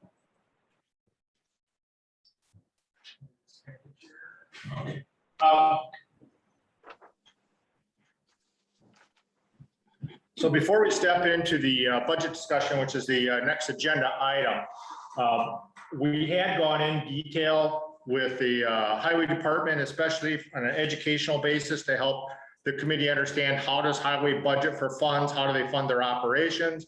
We went through the sheriff's department, and Terry Barningham is online to talk about health and human services. And because of the complexities of it, we don't feel we have the time to go through each department and say, how do they fund each department at that? In a general sense, Health and Human Services spends around $8 million, and they basically get $6 million back from the state for doing a lot of these services. Some of these services are grants, some of these services are reimbursements for services. So it's kind of, after we basically pay these bills, then we get reimbursed whenever we claim the money from the state. So it kind of washes out. The state has an inherent interest in trying to create at least similar services and health and human services throughout the state. If they just left it up to counties with no mandates, which majority of health and human services is mandated, you don't have a choice. Your citizens would have, a different experience based on which county they went to. And we had some of that back in the 70s and 80s. So one of the things I just thought we'd just have Terry walk you through is kind of a high level, and this is the county profile. This is on the website, and we have updated this. This is something we worked on this summer on. Kind of explains about what each department does. And I guess, Terry, if you want to just let me know where you want to go with this. Okay, well, on the screen, you can see our mission statement. Under that is economic support. So economic support, we have a consortium. It includes 12 counties. These programs that are provided include food share, Medicaid, and the Wisconsin Home Energy Assistance Program, which is what we call fuel assistance, heating assistance. Each of these counties receive some base funding from the state, and then the rest is separated out by caseload size. Most of these programs draw down a 50% federal match. So for every dollar we spend, we get 50 cents back. There has been, I won't go into detail, but there continues to be every year when we get into budgeting, as far as the state funding goes, there is disagreement in the state between the different consortia of how they want that funding divided as far as methodology goes for the allocation. For us, it would really hurt smaller rural counties if they went to a strict caseload size, because most counties, the rural counties, they have more expenses. If they have to travel to do outreach and things, we have to go further. They've done a study, it would really hurt us a lot if they went that way. So we always try to advocate that we keep the same methodology. It's worked for us for the past few years. And so we continue to advocate for that. But again, we only earn the 50% match if we spend it. So that's important to note for this program. Then we go. The other thing I'll note on this program is when she talked about the consortium, I think there's 10 counties with us. 12 total. Well, yeah. So it used to be back in the days of you had a caseworker that you'd go visit at the county to deal with economic support issues. And some counties had busy periods, other people had low periods. So these are all calls, most of these are call center jobs. You would call, you might get somebody in Douglas County, you might get somebody in Barron County. And so you basically do it all over the phone and by a computer, and it helps basically share the workload from a phone call center aspect. Would that be a fair assumption? Yes. Yep. You know, we've kind of lost the personal touch along the way, but we've found a lot of efficiencies. When the consortium were developed, they really cut the funding, so we had to find efficiencies, and this is one way that we've done it. So we've learned a lot along the way, and we have really done well with the funding that we get. So the next unit is children and families. So if you hear of child protective services, child protection, those are child abuse and neglect investigations oftentimes. We also have juvenile court intake. So for our youth justice, who, if they were adults, would be charged with a crime, they basically go to court, and our social workers follow their court orders to try to rehabilitate them, to teach them new skills, to keep them out of trouble, those kinds of things. We receive about $200,000 from the state just for some base funding for these services. A lot of these children and youth, if they have a lot of very complex needs, They oftentimes require out-of-home placements. I'm sure you've heard us talk about that over the years, how expensive they can run. Every year, it seems to go up higher, and on average, we spend about $2 million a year in court-ordered home placements between children and adults. About half of that is funded by grants, Medicaid, Medicare for adults, private insurance, but it leaves us with about $1 million in unfunded costs. Again, like Clark said, these are all mandated, so we have to provide them. It's not just an Ashland County issue. All of the counties within the state are having the same kind of issues. But again, we've talked about that before. For child support, the child support unit really works on getting funding for the custodial parent and helping make the families safe and whole so they can provide services for their children, food, basic care and shelter. They are unique in this agency because they actually draw down 66% of funding. So for every dollar that they spend, they get 66 cents on the dollar back. But again, you have to spend the money to get that match. And really for them, a lot of their costs are salaries and some office equipment and overhead costs. So they have performance reviews. They have certain levels that they need to reach for getting the funding for their parents in the program, and they've always done extremely well. It's a very good return on the investment for our community because that's money that's coming into the county that the parents and children are then able to spend. So, but again, they're unique with the match that they receive. Then we have the Aging and Disability Resource Center. So this is the ADRC of the North.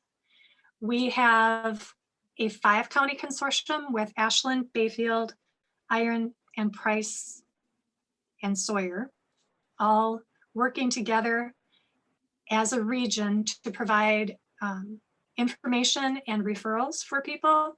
We also try to help people get connected to services before it becomes an emergency.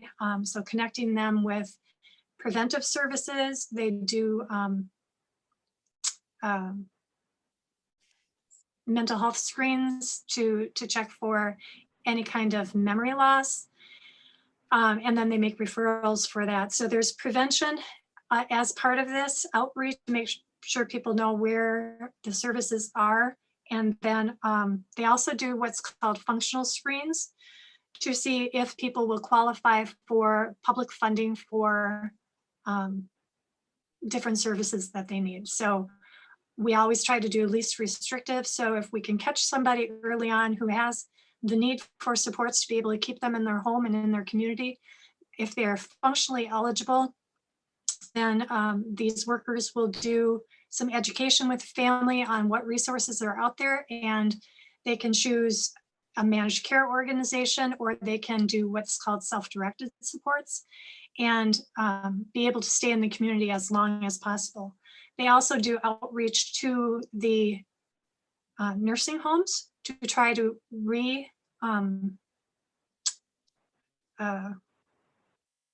I'm losing the word here, but to bring people back home into the community so that we can have them have the kind of age in place in their own home.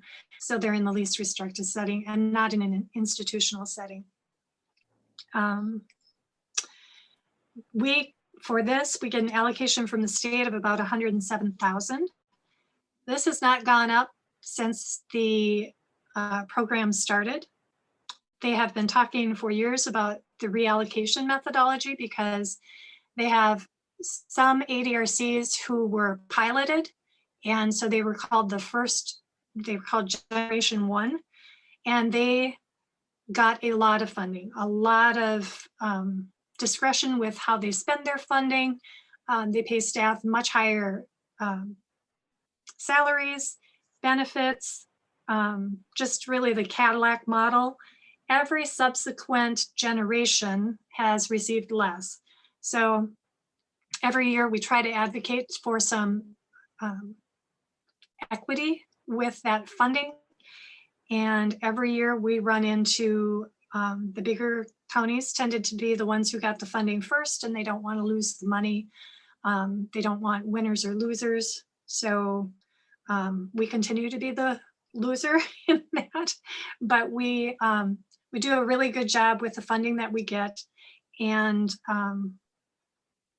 really work together as a 5-county region. These programs can draw down from 50% to 100% match from Medicaid. So that's pretty much how we stay afloat, is really trying to maximize the services that we can draw down the funding for. So they do a very nice job on that. Overall, the Aging and Disability Resource Centers save the state as a whole a lot of money, because when people have to end up in a nursing home, usually once their money is gone, and the private funding goes very quickly because private pay in a nursing home is extremely expensive, then these people end up on Medicaid, and that's state funded. So the state knows that these are really good services that they employ, and we just continue to work on getting some better funding, more equitable funding. So then we have community services. The community support programs, that is one program that our community service programs serve. This is kind of, we used to have 70 plus people in the program, and I will explain why we don't have that many anymore. But these are for community services for some pretty mentally ill people who would be in an institution without these services. And we are able to provide some pretty intense supports for them to keep them in the community. That was basically the only program we had for many, many years. And then the state decided that they would fully fund our CCS program, which is Comprehensive Community Services. It is supposed to be a fully funded cost-based program through Medicaid, and it provides a high level of intensiveness, not as high as the community support program, but a very high level of supports for mentally ill people or people with substance use issues to help them recover and rehabilitate and stay in the community. So over the years, we have transitioned many of our people who were on CSP, which is only funded at 60%. The county pays 40% of that, to the CCS program, which has saved us a lot of money over the years, and it has allowed us to serve more people. And really, it is rehabilitation focused. So a lot of the clients through the years have been able to leave us on their own because they've met a independence level that allows them to not need our services anymore. And then just recently, this past year, the community service programs have added in yet one more program that they serve, and that's called Community Recovery Services. This is also a support for people in the community, and it really for us has helped us pay for some of the supports for supported housing, so that we don't have to pay some of those very expensive out-of-home placements. So that was an undertaking that has paid for itself this year, and will continue to use moving forward. Yeah, well, one of the things that the county you should be aware of is if you have people who are chronically and persistent mentally ill that can't live in the community with support, the county has an obligation and a mandate to pay for higher level placements, be that all the way up to Institute for Mental Disease, which is around $1,000 a day. Lesser ones are $500 a day. And these people could be in there for years if you don't support them in the community. So even though it may cost you money at a county level to provide supports for this population, if you fail to do that, you do have to, by state law, fund these other placements. Is that correct, Terry? Yes. Yep. So our adult services supervisor and our community support program supervisor work hand in hand when people are in placement to bring them back into the community with supports as soon as it is safe to do. And they put together a good plan and try to get them back to the community, which is where we want to serve people in the first place, but get them back into the community so they are safe and have the supports of family and friends and the services that we can provide. I don't think you did adult services. Yep. No, I did not. Sorry about that. So adult services, they, as we just talked about, they do a lot of the placements for the adults, trying to always use the least restrictive that they can. They have mental health, AODA, substance use. They have the elderly and adults at risk population. They do investigations and services for. They also do a children's long-term support program. So that would be for children who, again, would need a level of institutional care, but this allows us to provide services for them in the community. They have a coordinated services team, which is really a wraparound program for youth in our community to keep them, again, in supports and keep them out of placement. That's the highest goal that we have. And then some of the funding comes through family support and the Children's Community Options Program. So those are just really funding sources for those services. The Alzheimer's Family and Caregiver Support Group or program, they try to do outreach to people with dementia to try to keep them in their homes and put services in. They work with the Aging and Disability Resource Center to do those. And then years ago, we created a Chequamegon Coalition on Emerging Drugs when we had the issue of synthetic drugs in our community. And as things kept changing, we just decided to name it the Coalition on Emerging Drugs because we couldn't keep up with all the new synthetics and different variations of drugs that were coming through. So this is a coalition that really works on prevention services and really focuses on diverting prescription drugs so they don't end up in the community, which then results in people with addictions. So. And then finally, we have public health, which I know you're all aware of their involvement with COVID these last 18 months. They have many, many, many programs you can see on the slide that they provide. And there's different funding sources for each of them. They are all health focused and prevention focused. And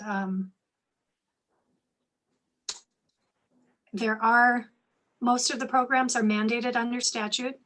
Like I said, most are preventative and have long-standing impact on our community. Recently, because of COVID-19, like I said, many of these programs have grants associated with it. We have not been able to implement all of them within the last year or so because we have a very small public health office with 7 people total. Most of the direction this last year has had to change to go to contact tracing, testing, and then of course vaccines. So budget-wise, we have underspent in some of these areas because they were not able to be done to the fullest extent that we could because COVID was the most prevalent health issue facing us. But we did, of course, get a lot of funding for COVID in 2020 and 2021 to help with those costs. So they will be robust again once we can get a handle on this virus. And once that happens, we will, devote all our time and attention to all these programs as best we can. So those are all the units that I have in my department. I guess I'll open it up for questions.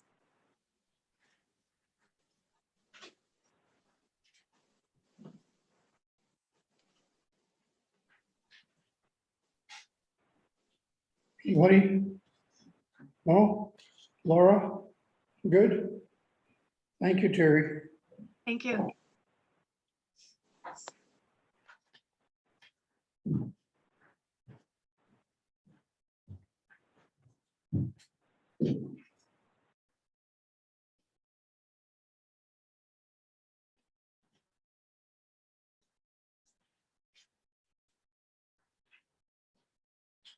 I think we're ready for the next item.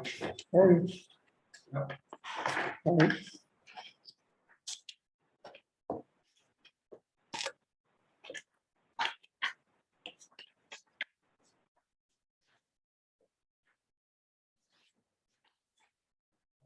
Call the next item, Mike, would be the combination, review of combo budget, item number 8. Item number 8, review of combined budget. So I sent some of this information out to you yesterday. We're still working on the budget. If we go to, I'm just gonna pull up the, if I have the timeline here. So here's your timeline. You are at the 17th, basically introducing the budget. We basically just got the budgets back from the departments. The due date was the 12th. We still are not done. We still don't have all the budgets back in from all the departments, so I don't have a final budget to present to you. In addition, as you just voted on healthcare, we're going to have to go back and revamp and add another $400,000 into the budget for healthcare. So that will affect all the departments, and it's not that we can add $400,000 of it because lots of people bill for services. So Matt Erickson gets, there's a benefit package that goes into the calculation for how much each truck we get per hour or per minute. Health and Human Services, you just heard Terry talk about the fact that a lot of those services, they get reimbursed 50%, 60%. So all of those things have to be factored in. So if we're going to drop in an extra, $500,000, whatever that difference is, that's going to be $400,000. That all has to be calculated in, and then the people have to resubmit their budgets. We got the, so coming up, basically, you'll see a debt limit report. You'll see a levy limit worksheet, equalized value from the report from the state. We actually just got the equalized value from the state. We just got that on Friday. We had a slight increase. I did not include that in the packet. So that is calculated though in the spreadsheet that I sent out yesterday.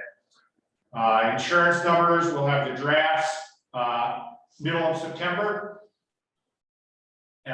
Just budget to match equalized value insurance estimates. Right now I have you meeting again on the 21st. Because we'll have more information. At that point, we'll have the insurance numbers, hopefully. We'll have the state levy shared revenue numbers. So all of that stuff should be in with the final budget on the 21st. You make changes to that on the 21st, then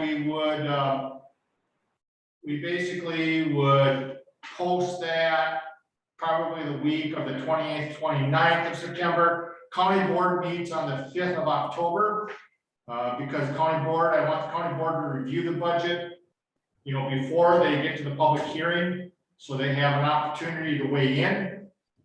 And then You're meeting again the week after that on the 14th to make adjustments that the county board has suggested or voted on. And then we have to post it immediately after that. It has to be a class 3 notice, 3 weeks, in order to get you to the county board meeting to adopt the county board budget on the 9th of November. Any questions on the timeline? Okay. All right. With that, I'm just going to go through some of the lines here that I am highlighting for you, and this is on a spreadsheet I sent out to the committee yesterday. I also sent it to the executive committee. I also sent it to the department heads to make sure we're all kind of in alignment. You know what we don't have yet. So these first few lines up here, we don't have these numbers yet, which is shared revenue, resource state aid, personal property aid payments, computer aid. That stuff is not available yet. Under the county board, we got the county board budget, very similar to last year. The county administrator budget is increasing $45,000. So part of that is the increased salary that you're paying Dan Grady compared to myself. $37,000 of that is a comparable wage survey, which the executive committee, which the executive committee is in charge of setting wage schedules, and you don't have a wage schedule. So I'm recommending that you do that next year because it's haphazard at best when you don't have any wage schedule and comparable works between departments. That will be discussed on Thursday when I'm putting in the budget. In addition, I think there's a couple other things in there, but so that goes up.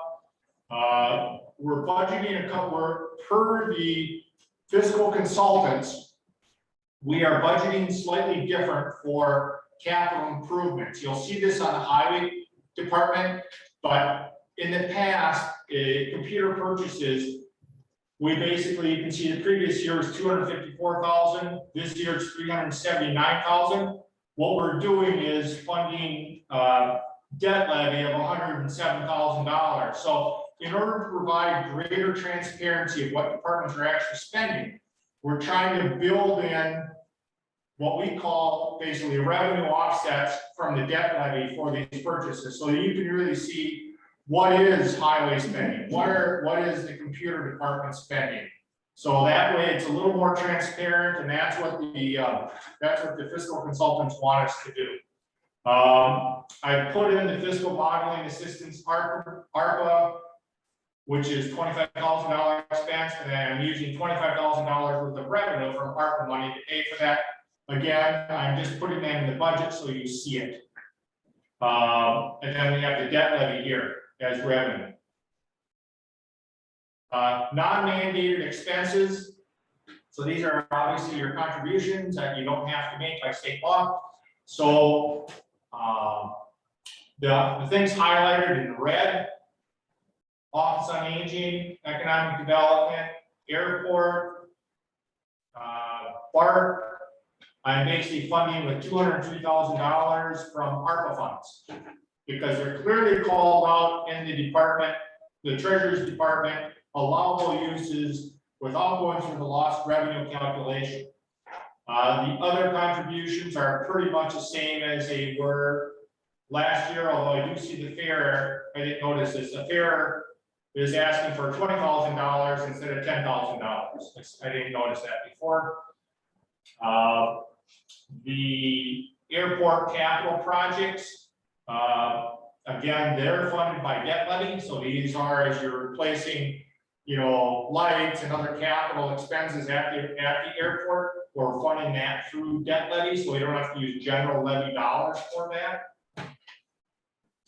The only other thing that you possibly could grab from ARPA funding would be the Tourism Chamber of Commerce Forestry. Right now, the Forestry Department has a grant program, and they've been granting money to that. Chris Hoffman, are you on the line? Yes, I am. Is that $35,000 general fund money, or is that a segregated fund account? That's general fund that runs the Chamber of Commerce. Okay, all right, so we can certainly grab that $35,000 going to the Chamber of Commerce, if we wanted to add more or save more general levy dollars. And my gut guess, once we see the healthcare increase, you're gonna wanna save general levy dollars because, you're gonna be spending more general levy dollars on $400,000 of healthcare increase. So that's something we could adjust. This is the court system, so in here you have, you know, circuit courts, you have, you know, the support staff for the judges. You have a couple things, you have a increase in guardian ad litem fees, so those are in court mandates, you have no choice. We also see a slight increase in indigent lawyer fees from 83,000 to 92,000. Yes, Pat? Can we go back to that Chamber of Commerce? The county is giving the Chamber of Commerce 35,000 a year. Yes. Well, okay. I got on the city council in 2010, probably around 2011, we asked the Chamber of Commerce why we're getting them 6,000 a year, and we asked to see their budget. And the chamber declined to share any information with us. In fact, the director walked out of the meeting and said, we don't need their $6,000. So the city of Ashland stopped giving them the $6,000. They do get the hotel tax, the room tax, and that's 6.2%. So the state has set up a system where the chamber gets, in the city of Ashland, they get 70% of the hotel room tax, and the city gets the other 30%, I believe is the ratio right now. So the city stopped giving them the funds. And I question if we're going to maintain things such as the Tri-County Corridor, we're giving 6,000 a year to the Tri-County Corridor. Yes, that is in this non-mandated. Yeah, so we do a lot to support tourists coming here by maintaining parks and trails, etc. And the chamber generates a lot of revenue off of the use of those facilities. They get the room tax. I think we need to have a conversation about reducing that 35,000 or even eliminating it. Chris, what's the history of that chamber contribution, and why did forestry end up with being the forestry committee be the purveyor of this grant? The easy answer for me in the 17 years I've been here, it's always been that way. I believe this department at one point in time held some of that responsibility, and when it got peeled out somewhere longer than 17 years ago, this department then committed to providing some funding to help support that operation. But that all happened before I got here. It used to be $43,500. 5 or 6 years ago, we pared it back to the $35,000, and it's on a requested basis. They submit vouchers for money that they've already spent, and then this department reimburses those vouchers for GEM grants and advertising, for snowmobile trails, the murals, the parks, and that kind of thing, and typical tourism type promotion. I'm sorry, but we need to revisit that number, and I want to reduce it or eliminate it. The chamber's got the room tax, that's the revenue, they get that in exchange for doing the promoting to get people up here. So we can come back to this one, but I'm not. Well, Pat, I think you may end up having maybe a different opinion from the forestry committee, who is meeting tomorrow morning at 8, right? That's correct. Not on the agenda, but they can certainly discuss it. Have they been very supportive of that, Chris, or have they ever talked about decreasing it? There's never been any conversation at the committee level in regards to decreasing the contribution to the chamber. Mary comes down once or twice a year and visits with the committee. And whenever she submits vouchers, they just sign them and pass them on. Okay.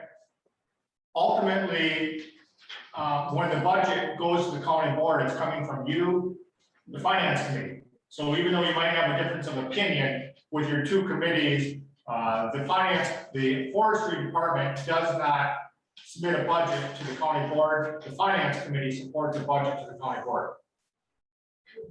So certainly something you can discuss. You're going to see this again on the 21st of September. Would you like to see any types of reporting on that to help you make a decision on that? You know, the fact that the chamber declined to share, their sources of revenue, and someone did give that to me, and they shouldn't have, but they certainly did need the city's support on that part there, and with that home tax. And they use all of these parks and trails and everything else that local government does to support bringing tourism here. And they get 70% of that room tax. And if you've looked at the price of rooms in Ashland lately, and it'll put the room tax on there. So right now, like American Inn last week, $239.99 for a room tax was $15.20. So the chamber is getting basically a $10 bill every time someone was checking out a room at the American Inn, and the city's getting basically a $5 bill every time someone signed out a room there. And yet, local taxpayers, city and county, are paying for these amenities that attract the tourists here. I don't think we need to be giving them anything. That's my personal feeling. Because the chamber does what they do to bring people here, because as Mary will say, it's all about heads and beds, because that's what generates the revenue. And they have an incentive to attract people here. It's that $10 bill every time somebody checks out a room. I would support removing the contribution to the chamber. And I would check with the city to see if they are making any contribution at this point. We're just, with the budgets the way they are, I mean, if you maintain good roads, I went down to Hayward last week, and man, did 63 suck. I know it's not your road, but the roads are bad up here. You don't want to, frankly, I don't want to go and do some of the things I would do in the area, because the roads are in many cases so bad. It does limit how much we do. Good roads are supporting tourism. And maintaining these parks and trails and everything else is supporting tourism. I'd rather see the 35,000 go towards maintaining the things that make this a desirable place to come. I mean, if we had extra money, it'd be one. Is there a consensus in the committee, or would you like to revisit it after further information from Mary in September? Want to revisit that? Laura? I think this brings up that little collaboration that Pat and I need to do yet, because anybody we're giving money to that's out of our mandated expenses needs to be doing reports. And it kind of floors me that this came under forestry for the chamber.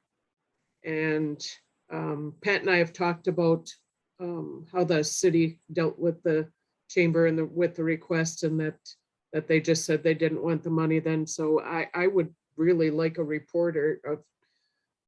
So we would want to revisit this after tomorrow's meeting? Yeah, that sounds good. And the other thing that happens with the city, and I don't know if this is true for the county, but when they had events here, the city would go put up the barricades to block off streets, they put out the garbage cans and dumpsters, they did a lot of cleanup, they put toilet paper in it, the restrooms and all this sort of stuff. So there was other costs incurred to support these events. I'm not sure if the county, incurred some of those costs, but when you get tourists here, you got more garbage and cleanup to do. You got more maintenance of roads to do. Second landing, you can spend a pile of money down there making that a nicer place. We don't have the money for those things. I think we do enough to support where the chamber gets that $10 bill everybody times checking out a room. Do they actually spend that full amount that they're asking for? The chamber? Yeah. There's some rules that they have to follow, but they certainly have some extensive revenue. And so they can afford to do all of this advertising and all of this stuff for events. They charge, good money for this and stuff, which uses the money for it. So they take that revenue, and it helps to support their office, the staff they have and everything else. So they have to put it back into the local economy, doing what their mission is. I mean, the money that they're getting from forestry. Well, it should be going in there. And one reason we wanted to see the report was we want to know what that $6,000 is doing. And the chamber director just said, I don't want to share that, and she walked out. So we changed it to zero. I think that any organization that receives funding from the county should report to the county at least annually what they did with the money. Yeah. And we'd like to see their budgets, because we want to know if we really need that money. And the hotel tax, at least we get numbers on that, because it comes back from the state. Sure. But geez, there's some serious money with that room tax. And if we think about it, we're making our economic development piece, we're making AADC come in 4 times a year to request their $6,000-ish every quarter and give us reports of what they did. And I've never seen a report from the chamber. And it would not surprise me if we got more bang for our buck on economic development by putting that 35,000 into a full-time economic development person in this county. Or if we use the money actually in forestry to expand our forests a little bit more and build ourselves a new, bigger stream of income. Yeah. So there should be an item to be reviewed at our next financial meeting. Yes? Yes. All right, so keep going down the list here. The courts, again, mandated service, court orders, no choice. Everything else is pretty flat except for wage increases, which were authorized by the committee at 2%. County clerk's office, down the hall here, we've had some increases, property and liability insurance, $63,000 increase. Heather, are you on the line?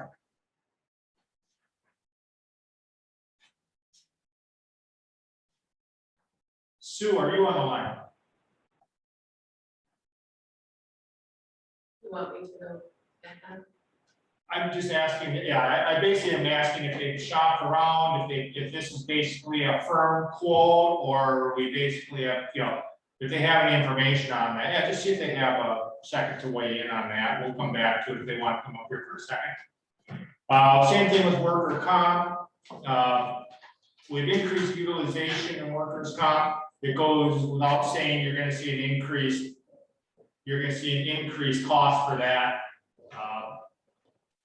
And again, we have good years, we have bad years from a workers' comp standpoint. There's not much we can do about that. And I don't know on the property and liability if we've had any big claims or not, or if there's just the whole industry is looking kind of like State Farm. They increased my household insurance in Stillwater because of all the claims in Florida, basically. It's kind of a global issue, so I don't know what happens with that. Elections, slight increase in elections. Their increase ends up being $114,000 in change in levy.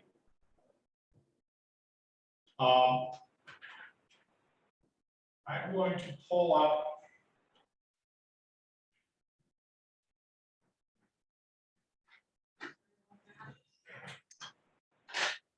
Oh, we have a question on the property and liability insurance increase of $63,000. Okay.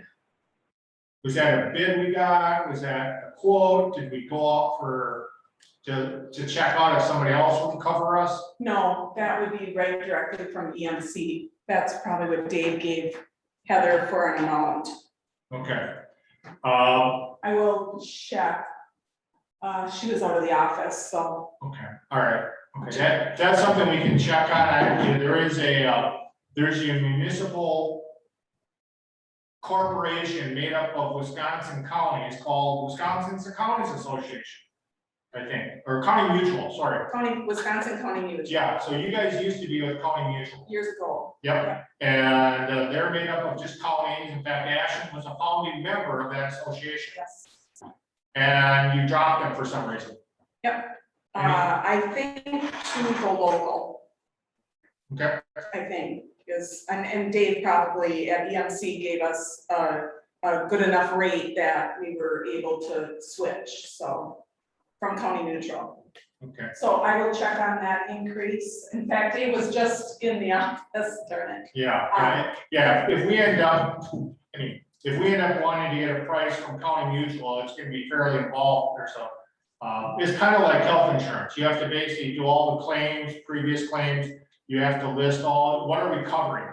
How many vehicles do we have? How many squads do we have, which have a huge claim rate? How many buildings do you have? What are the ages of your buildings? I mean, that's something you typically do in the spring and early summer so that you get your information back from them Yeah, prior to this stage of the budget.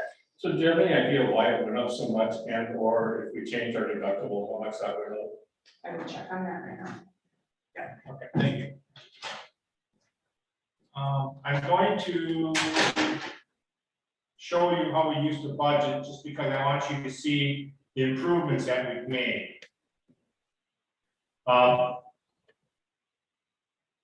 So this is the budget that we had before. This is the budget format from 21 that you basically have been working with for years and years and years. So you basically had expenses on this side, revenue on this side, but more importantly, you had operations and maintenance of county government. And in here, you know, administrators, you have county treasurers, you have district attorneys, you have courts, family court commissioners, indigent legal fees, registered deeds office, computers, Xerox, cost allocation, zoning.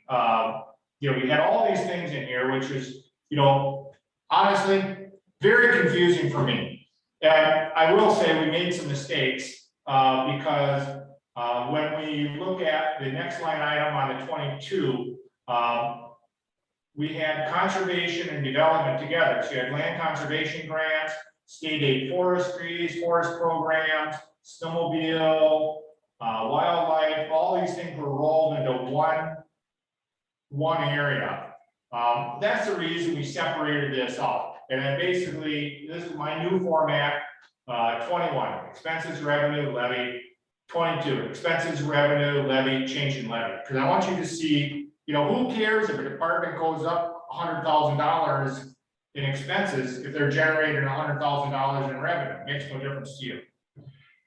The issue the reason I bring this up is in the conversion between that old worksheet and this worksheet, when we get to conservation and development, we found that we had made some errors basically in how we budgeted for grants and expenses within there. There was some misalignment between conservation and forestry that we weren't aware of. So this year, and hopefully we're setting the pattern good for you in the future, we have, this is the land conservation and development budget here. So we're trying to separate out more, trying to add more lines in for miscellaneous revenues and grants that we didn't have before. Overall, the reason I bring this up, their levy this year is $70,900. When if you compare it to the previous year, which they had $96,000 of excess revenue, that was an error, and we had to correct it. So I just wanted to point that out, and that is not a $167,000 change for them. I honestly can't tell you what the change is because I haven't been able to go back and figure out what actually happened in 21. It's beyond me. I don't have time for it. Coroner, no real difference. District attorney, no real difference. Again, we separated out forestry, and here's where we put all the different things within the forestry department and detailed out a little bit better. We removed that granting process and put it back up into the non-mandated services, non-mandated contributions, because again, I want to highlight the things that we have to do and highlight the things we don't have to do. So that's why we removed those forestry grants back up to the top. Yeah, as long as you're on forestry, I'm going to go back to the chamber of the room tax. They can raise the room tax rate in Ashland County or the city of Ashland. I forget without looking if they have to get state approval. But if we did consider cutting the contribution to the chamber, they could raise that some. And so that would be an alternate source of revenue for them just to raise that. So we'll reach out to Mary and ask her about, consider raising that. That issue has come up numerous times in the past. Okay. So, Chris, can you reach out to Mary and basically have maybe a couple of years worth of that $35,000? You say we're reimbursing her for expenses. Is that correct? That's correct. Why don't you get a couple of years worth of that for that September 21st meeting for this committee to review? I will do that. Appreciate that. So forestry has a slight increase. This is the revenue, sale of stumpage from 550 to 625. That's more in line, closer to your, I think historically you've done maybe between 600,000 and 700,000. Is that correct? Yeah, for the last 10 years, it's been at 750, and we've always either exceeded or been within $30,000 or $40,000. Do you anticipate with the closing of the mills and slightly decreased pulp demand that the mid 600s and $600,000 is going to be the long-term revenue? I would, if you're putting me on the line today, yes, I would say that. I still have significant hope that the timber markets will recover. The mill in Wisconsin Rapids will eventually reopen and things will return more to quote unquote normal. But 600 seems to be a safer number at this point. Thank you. Sue, you came back in. Yeah. You had So, something. the property and liability insurance was not increased from 20 to 21 as a way to, I think, help with the budgeting of it. Dave did recommend that a 7 to 10% increase be put into the insurance for 2022.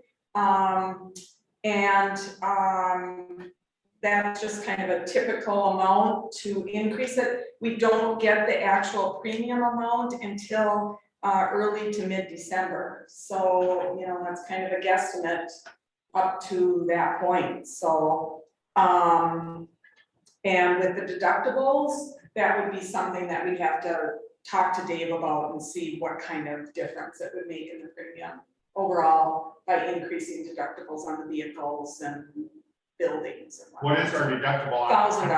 $1,000 on a car? Oh my God. Yeah. So, Yeah, we have several. Yeah, we should have $5,000 on a car. Fender benders or not fender benders, but collisions or deer hits, that's quite common. And so the county does pay the $1,000 and then we're reimbursed from the insurance company for the balance of those bills. So. Yeah, I would like to see an increase deduct. I have $5,000 deductibles on my cars. I guess you kind of have to look at the frequency of what we're paying a deductible on versus having a large deductible. Did he give any idea of what the reason is for the 7 to 10%? That's just standard across the board for insurance companies, that's kind of their going. There's got to be some range of what they anticipate the premiums could go up. So. Thank you. Okay, good. Yep, we're good. All right. Right, GIS is a fund. So basically it's a fund that has money in a separate passbook account and they generate fees from the services and they generate from the state. This year they're taking $10,000 from their passbook account to balance their account. Last year they took $30,000. So that's a fund. And we'll probably just zero this out. It should be a balance instead of -298. We'll probably just balance that out. Here's where you'll see some good improvements within the transparency in the budget. So in 21, you can see here we have highway revenue, expenses, and levy, and then they basically did the same thing as GIS. They basically balanced last year's with $150,000 from their fund. They do not have a passbook account, as I said, ad infinitum, but that just came out of the general fund to fund them. Working with the fiscal consultants, we basically are putting in all these new line items, and so you'll see what their construction is, and then also how they're funding it. So they're funding it with revenues, grants, and $820,000 in debt levy, and they're buying equipment, $445,000 with debt levy. So we're being a little more transparent of how we go about making the budgets for highway department. And I think I'm very pleased to see this. in the long run, if the county highway department were to have a separate password account for their equipment purchases, the depreciation that they generate on every hour that they run a piece of equipment, they get paid for the vast majority of it. That money would go into that fund. It would be a self-replicating fund because the depreciation would pay for the new vehicles. That's how most counties do it. The problem with what we have today is we don't have that cash sitting there. And so we're utilizing debt levy to pay for this because we can't afford to take $440,000 out of the general fund to fund for equipment. At some point, you'll get there, but not this year. Any questions on the budget? I see one correction. I was wondering why that was 90,900 last. The levy for 21 you have in there is 593. Yeah. That should be 491.95 was our actual levy last year. For 21. Give me that number again. 491,995.20. I think that got lowered when we got our gas tax numbers later in the process, so. Okay. So, that 90,000 difference got my eye. Okay. Any questions on highway? Matt's here. Okay. Any, did you have any comments on the different budget? Did that work for you guys? Yeah, that wasn't a problem. I mean, we had most of the numbers anyway. It was just how it was presented in the past, so. Do you agree with my assessment of your equipment should be a self-funding operation without debt levy? In the long run, if you had an equipment fund? Possibly, but then we might have to, just change the numbers around, we might have to increase our debt or our general levy to, I don't know, we'd have to look at that better. Yeah, that would be a long-range project. You wouldn't be able to do that in 1 year. That might be a 5-year goal, is to basically set that up and then move the depreciation in there as you get through. But you guys can work with the fiscal consultants to help with you manage that. Okay, I'd like to make one comment on the debt levy for road improvements. As Pat kind of alluded at the last county board meeting, you know, we used to be at 520. I increased that to 820 to, you had said you'd rather see that in a debt levy rather than doing like a wheel tax registration fee. So that's where the increase in that number comes from. Just one. Yeah, we're gonna have to look at the overall budget, because these are, you know, the tax increase being proposed is rather large. We'll see where the ARPA money lands as far as helping us out with some of this. What Clark is proposing makes perfect sense, and from a accounting standpoint, really is how it should be done. So it'll be a switch, but then you keep that money internally, and it's not getting mixed up with everything else. And I think it'll help you understand your costs in relation to your reimbursements better too. Sure. And I did talk with the Price County Administrator yesterday. They basically had started out at $500 a year debt levy for road construction. They moved it to $1 million this year. They're moving it to like $1.5 million next year, and then they're going to go $2 million. And they're going to stick at $2 million for about a decade in order, because they basically have not repaired their roads, and the roads suck. And so in order to fix them, they have a decade-long plan at $2 million a year. But instead of doing it all in 1 year, going from 500 to 2 million, they're going to do 500 a year, just increase it. And I would suspect that you're going to, as you go through the highway capital improvement plan, you're going to see that you're going to run out of cash relatively quickly. And you're going to have to do the same thing, 820 this year, maybe $1 million next year, $1.3 million the year after that, because otherwise you're going to have to stop road construction in 2025 or something like that, because you won't have any money, you know. So, But that would be one of your long-range plans to try to figure out how do you fund your road department. I just kind of wanted to compare yourself to Price County, same population, basically similar valuation, and that's what they've decided to do to basically fix roads. What was the number that has to change in there, Matt? The 2021 debt levy number, it's in there as 593,795, and it should be 491,995. Just fixes the comparison. It basically changes this levy right here. The change in levy number will change. Yeah, Okay. change it. HHS, when I sent the budget out last night, it was highlighted, basically we look at this line item of human services administration. It was about $1.3 million off.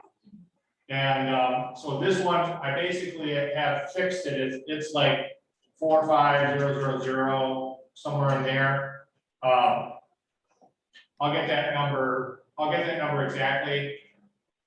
This is my scratch copy here, but that basically brings it back in line. We had not included what's called overmatch funds, and so they don't say revenue, so we just missed that.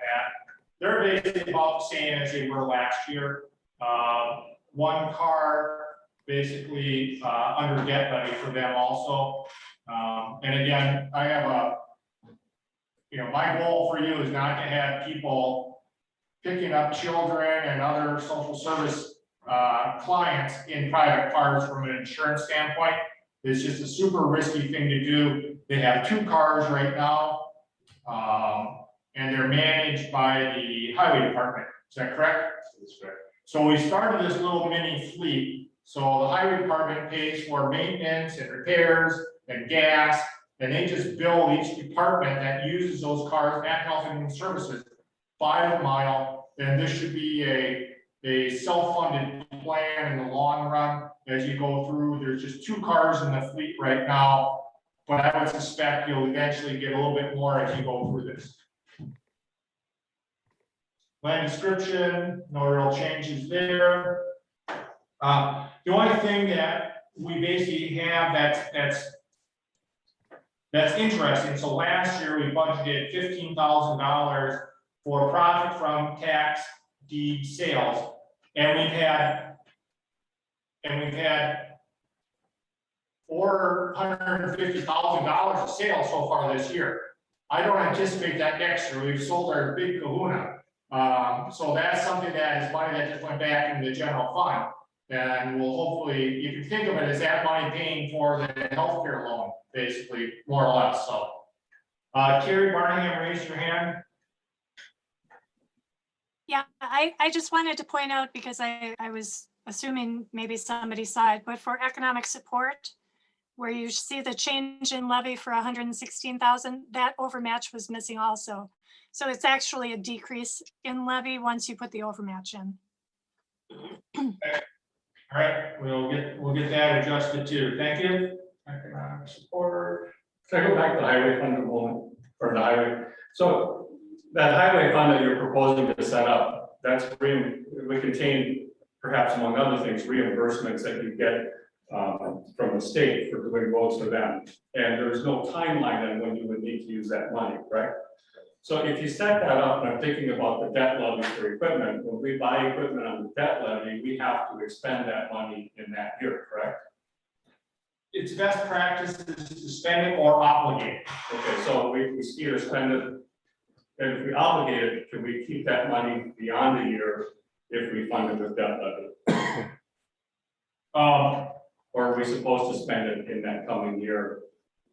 So that's an open-ended question. I have asked the Department of Revenue this question a number of times, and nobody will lay their hand down and say, this is exactly what the rule is. I think if you were to take on debt levy and just put it in the bank and never use it with no plans, I think that would be a problem. Okay, so here's my comment from that. If you get that highway fund set up where your reimbursements go into it, right now you're buying equipment partly every year because, well, that works for you, but budgets are tight and you've got to figure out how to be more efficient. So it's possible from an actuarial standpoint that 12.5 months or 13 months, and it might vary with the winter you have too, by all means, that a truck might last longer than you think. It's going to vary some with the winters we have and whatever. If you have that fund set up and we put money in there for equipment, but you've got some wiggle room because of that fund set up, you would have more flexibility in extending the life of some of that equipment so that if you say, okay, I didn't spend something this year, but I can carry over something, but I've also got funds available to buy something if I need to. I think it's going to give you more flexibility in your equipment and thus, in the long run, save money. I think that would help you. Yeah, I think it's kind of like priming the pump. You're gonna get $445,000, we're gonna put it into the highway department to buy equipment. Question is, we put that into that fund, and then Matt takes all the depreciation money, gets out of that. That's where you're gonna need the consultant, because I don't know, so if you're gonna take that money out and put it, the depreciation part into this fund, the question is Matt using some of that money to pay for operations and staff and repairs? Diesel and stuff like that. So it's a little more complicated than you get $1, you spend $1. That dollar gets split up in a number of different ways, benefits and salaries and repairs and diesel and fuel and all sand and salt. So I don't have the solution for you, but Mike and Steve are gonna help Matt and Amber figure this out in the next, half year. If you set it up like that as a funded depreciation kind of thing, that would be completely separate from the operational costs. So if it's put into that fund during that period, it's done, right? Well, it's in there, but I'm thinking that, let's say we have a year where you're underfunded for the equipment you need. If that fund would then allow you to have some reserves, so if you go, okay, this truck crapped out on me sooner than we thought. And it would then give you a place where you have money to make up that difference. Sure. Versus having to come back to the county and see if there's any money left. It is gonna change things, because they're gonna put our levy, our money we get into this fund, even when we do county highway work, per se, we work on our own county highways, we will be billing ourselves to pay for the maintenance. So it's going to change. It'll be interesting to see how it changes and how it all works out. But the possibility will be for that we can do, like you say, we can fund some of our own, items. I think you'll have more flexibility to extend the life of the equipment because you'll have some money there to buy something new if you've extended the life and need to get something versus coming back to the county in its annual budget process. So yes, the only problem with that is that the replacement vehicle most likely is going to be higher priced than the one you. It always is. Yeah. All right. Sheriff's budget. So as of last night at 5:30, we basically, I just plugged in a couple numbers from last year. Law enforcement and the jail, those are the same as last year. We'll be getting new numbers in today, hopefully for that. Dispatch.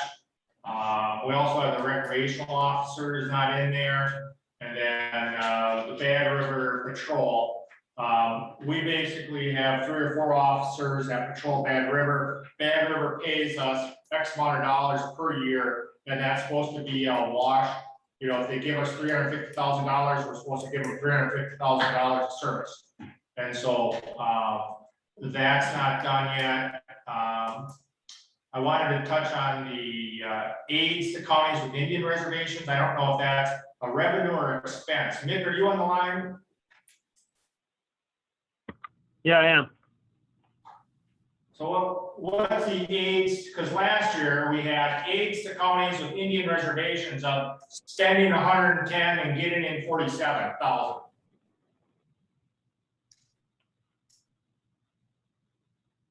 Okay.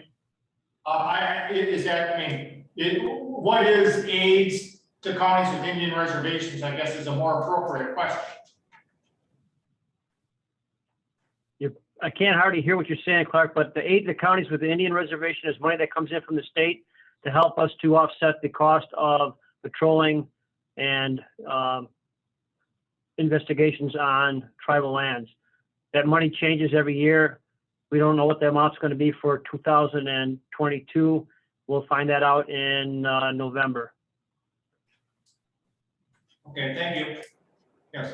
On the sheriff's budget, aligned with the law enforcement building maintenance, at our previous meeting, Mike and Steve pointed out that there is a fund with about 130-some thousand in it that can be used for maintenance. Is that money being considered in this budget? The question, Mick, is the jail fund. So we have a jail assessment fund of $100,000 in it. It's similar to a capital expenditures. It's my understanding by state law can only be utilized for basically repairs or capital items that benefit inmates.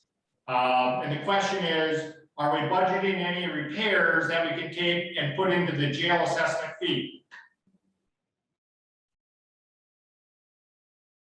I can tell you she did not. She listed those on a separate sheet to come from that fund. Okay, so If it's on a separate sheet, then, okay, so they're looking for an increase there. There's 130-some thousand in that fund. Why is this going up? If they have access to that funds, and why is it on a separate sheet? I don't know what's on that budget. We have to look at what's in the budget worksheet we get. So we get, each one of these things has their own sheet. I'm looking for the budget right now.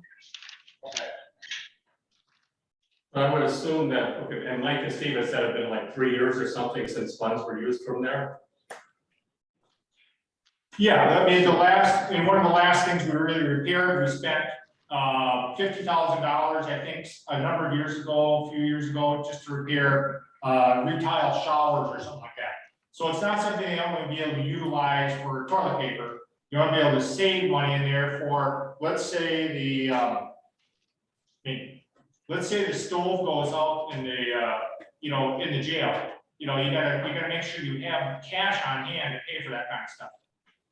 But it hadn't been used for 3 years. I don't understand why we haven't used it for 3 years, and why we're looking at, I think, an $18,000 increase this year. It's a great question. So I'll leave it to you for next time. Yep, I'll put a little red mark on that one.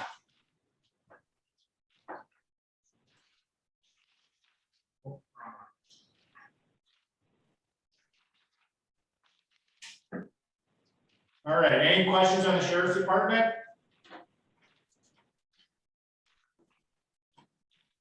All right, register of deeds, as you can tell, we're going alphabetical, we're almost done. That's the same. Treasurers, I did talk to Tracy yesterday, so she is budgeting $245,000 for interest on taxes. And I was kind of questioning why we're putting in $95,000 more on that. That is made up of properties which are not paying their taxes on time. So a group of people that they're a few months late. The county has an interest charge. I don't know. Trace, are you on the line?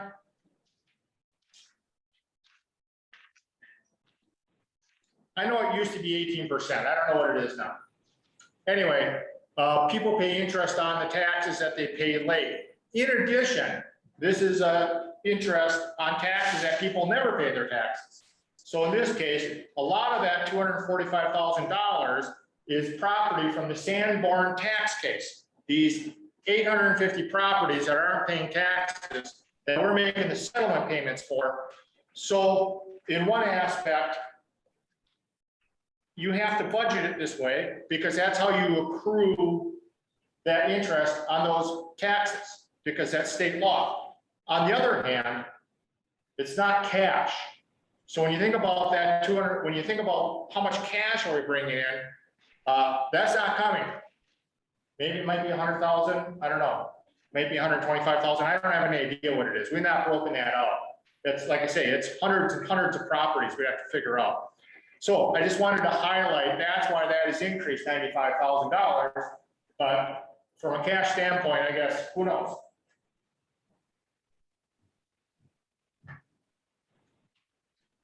Veterans Office, the same, zoning, slight increase, $10,000 increase for the bonus fee that you had adopted is what we're anticipating for next year.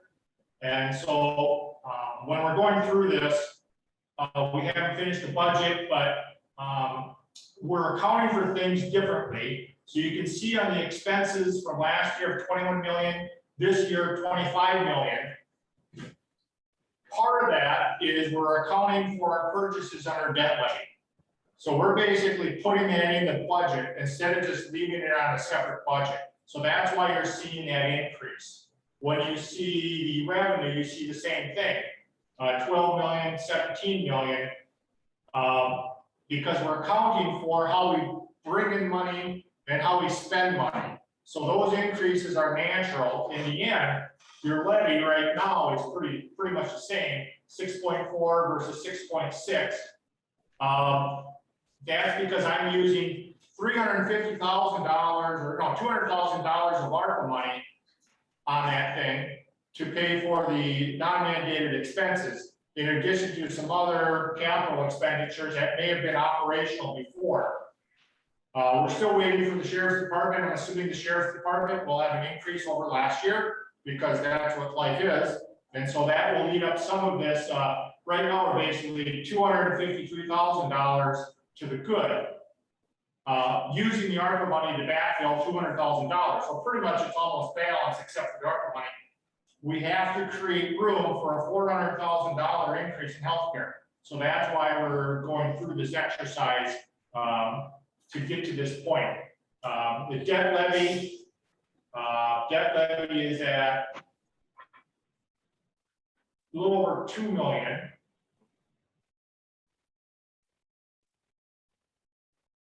So this is our debt levy request. 445 for highway, 820 for highway, health and human services, a car, 2 building loans that come out of health and human services. Forestry needs new radios for their trucks. They haven't been replaced since 2007, I think. Squads and beanbag guns, less than lethal weaponry for the Sheriff's Department, land conservation truck, airport capital equipment like we talked about before, and then computer outlays for the courthouse and for the Sheriff's Office.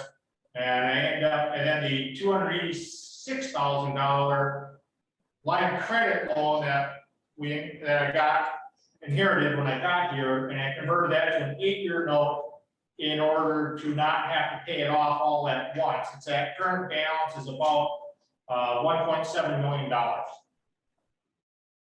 I have 63 days worth of interest. That puts our debt levy at $2,063,000, of which 1.628 million would be a loan from the bank for 63 days. What's not included? Your question? Do you have a place accounted for revenue for the surplus things that are being sold on the Wisconsin website? That just goes into the general fund. Okay, so it never shows up as revenue that's brought back to the county. Okay. Pat, I would just like to say regarding the law enforcement building, their budget increased because right now their telephone is way underfunded. So they're trying to bring it more in line. And also they are going to be switching companies.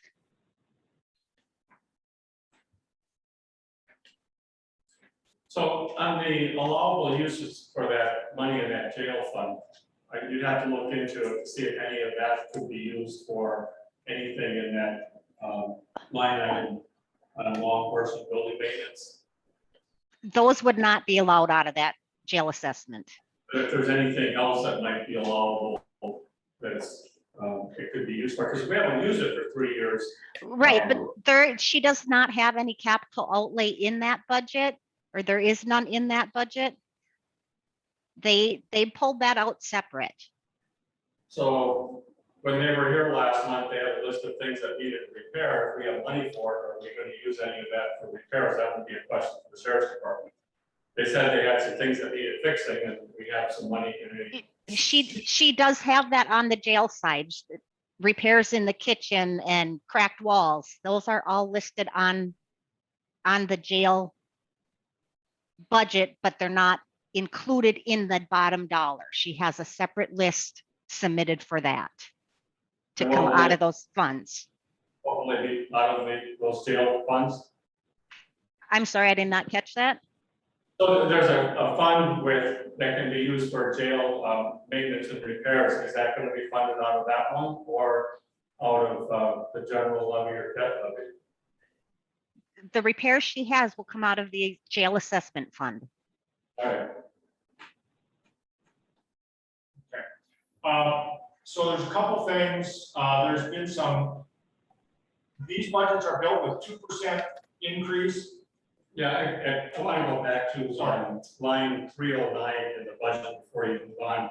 Line 309, it says less 0.005% county sales tax.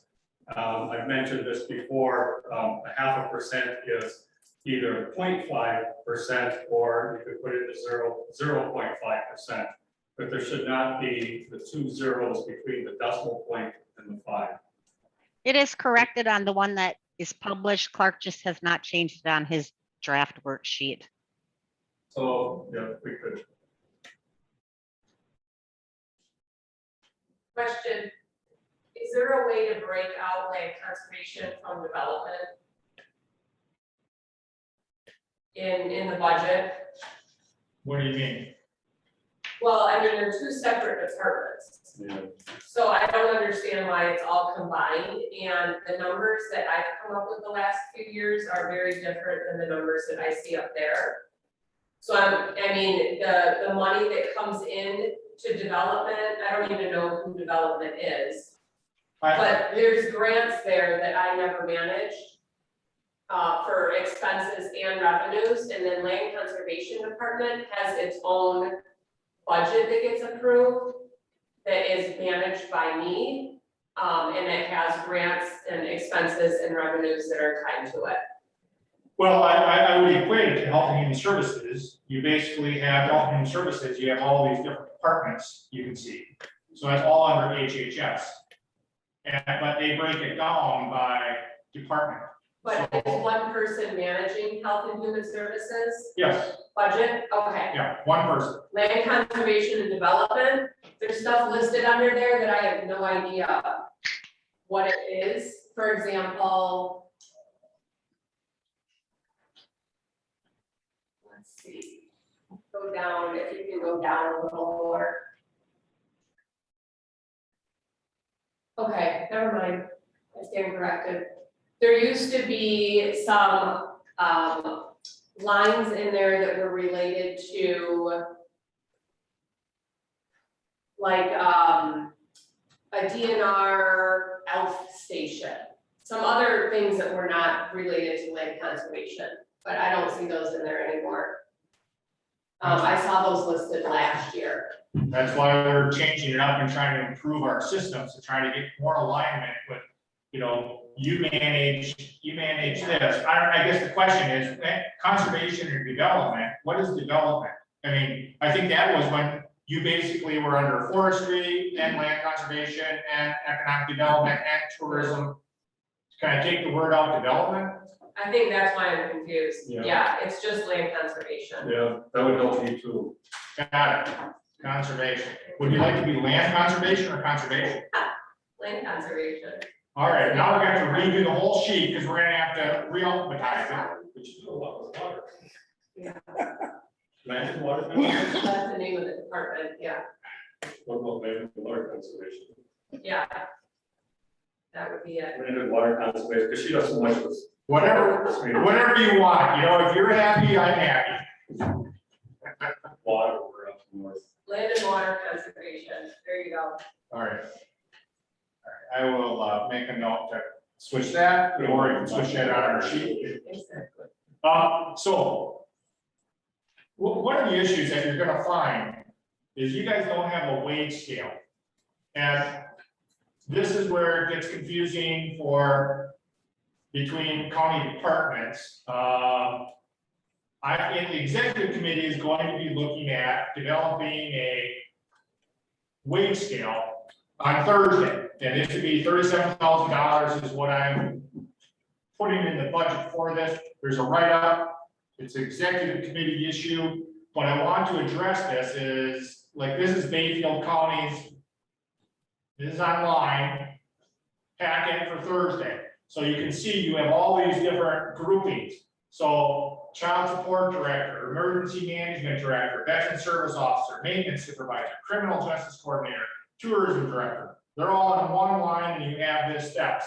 And you go all the way down, you have this GIS technician, real property lister, youth transportation, transition specialist. So you don't have any of that. So when people come asking for wages, you're basically asking, you know, do you give it to people who have money? Do you give it to people, you know, how do you rate to make sure somebody is in the right classification?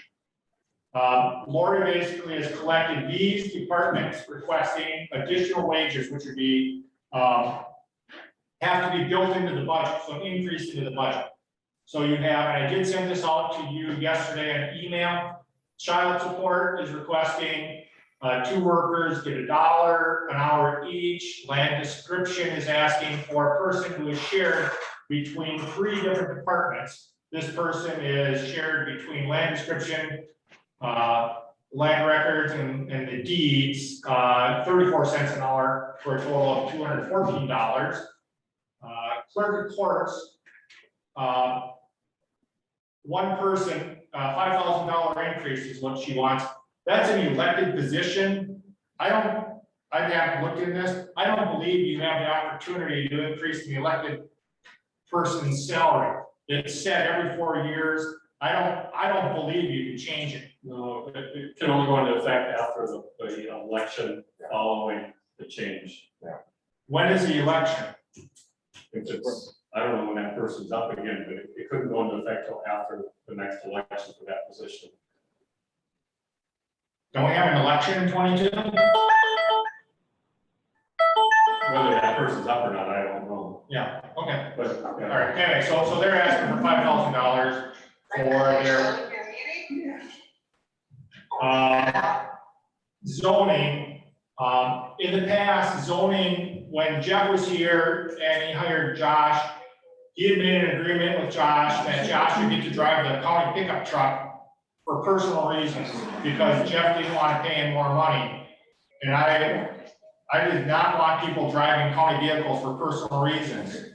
And so I basically honored that agreement. He is asking for, instead of getting $2,400 vehicle allowance, to put it into his salary, in addition to the 2% raise. So he's basically just asking it to go from vehicle allowance to salary.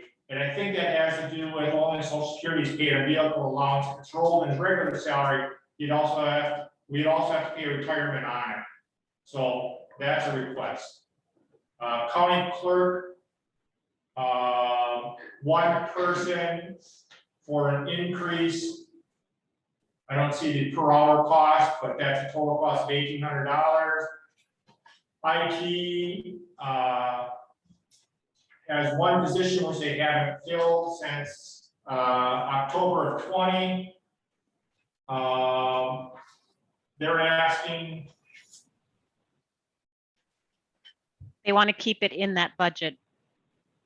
You want to keep it in the budget and they want to just split it between the 2 people, or what do they want to do? No, they want to keep that vacant position in their budget, but a total cost of that would be $52,000. Got it. Jail is asking for a 5% increase for all staff. Does not include higher rate paid for part-time employees, trip overtime, vacant shift, regular overtime, holiday pay. Final total would be higher than the 33,000. HHS has 9 part-time employees, I think in the Spark program. They're asking to split that up 9 ways for $1,300. Land conservation is asking for an increase, $6,300. That would be $7,300. In addition, we also have staff that are asking for ARPA premium pay. So we have, like the jail has asked for $5,000 per person for ARPA pay. In addition to all the other departments now wanting to do that, that would be an executive committee decision to set a policy on that. To decide first off, do they want to give money to staff which didn't lose jobs, but were at risk for COVID and worked through the pandemic? And if you do, how do you decide what to do with that? There's a whole series of questions on the executive committee docket. It's not your concern right now. Your concern is, do you want to build these wages into the budget? Do you want to wait until we get final insurance numbers and shared revenue numbers? Do you want to approve them all, approve none of them? So the ARPA money, we're getting like $1.5 million this year. We'll get another $1.5 million. Correct me if I'm wrong, next year at some point. So for this budget, could you find places for that $1.5 million of ARPA money aside from employee raises? Well, we're using $200,000 for the non-mandated expenses. In addition, the county board has authorized us to move $1 million for behavioral health evidence-based programming, which is a specific call out in the Treasury's department. So that would be money that we would replace. So the issue is, you're basically going to take money from the general fund and just fund it. So like, if we go back to this budget previous, if you look at last year's budget, we have a line item, line 311, transfer from general fund of $235,000. So last year, in the fall of 20, I had suggested we cut the non-mandated community contributions enough to balance the budget. County board was not interested in that, and so we basically just took money out of the general fund. The question you're asking is, if we can convert some of this loss, we can convert some of the ARPA funds through a formula called loss revenue calculations, which Steve and Mike have been working on. If we do that, we can defederalize some of that money and put it back into the general fund. Then you basically just balance the budget by saying transfer from general fund for the amount of money that you're not balanced. So yes, there is a methodology to do that. Yes, and so my reason for asking the question is, one, to let you run through that again. The executive committee agenda for Thursday has a request for $151,000 for the ADC and the Evergrow Learning Center. We can use that $1.5 million. We've already earmarked, if you will, $1 million of that towards health and human services to help with the general fund.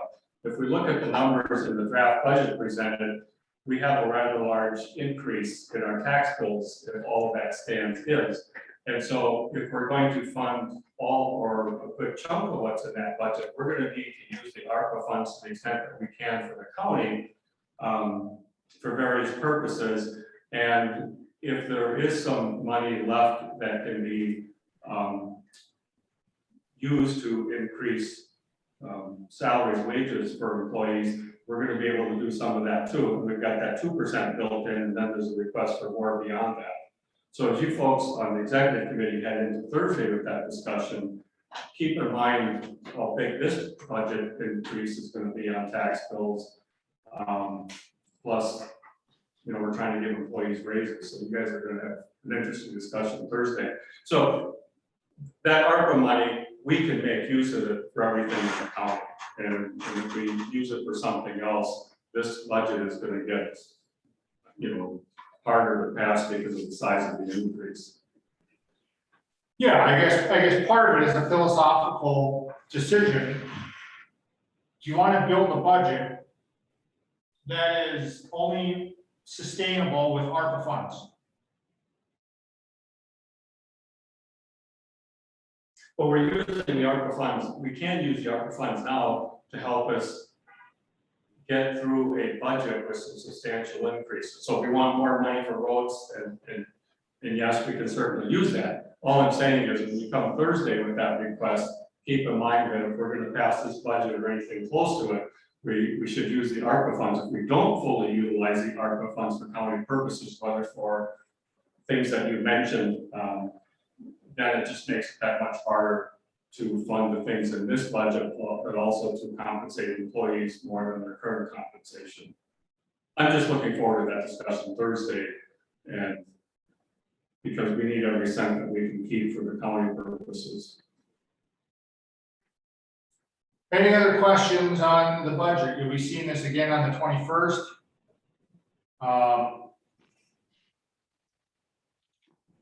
Do you want people to build in those increases? Do you want to wait till September to look at those, to see where the rest of the budget lands? Mary Jo had put together a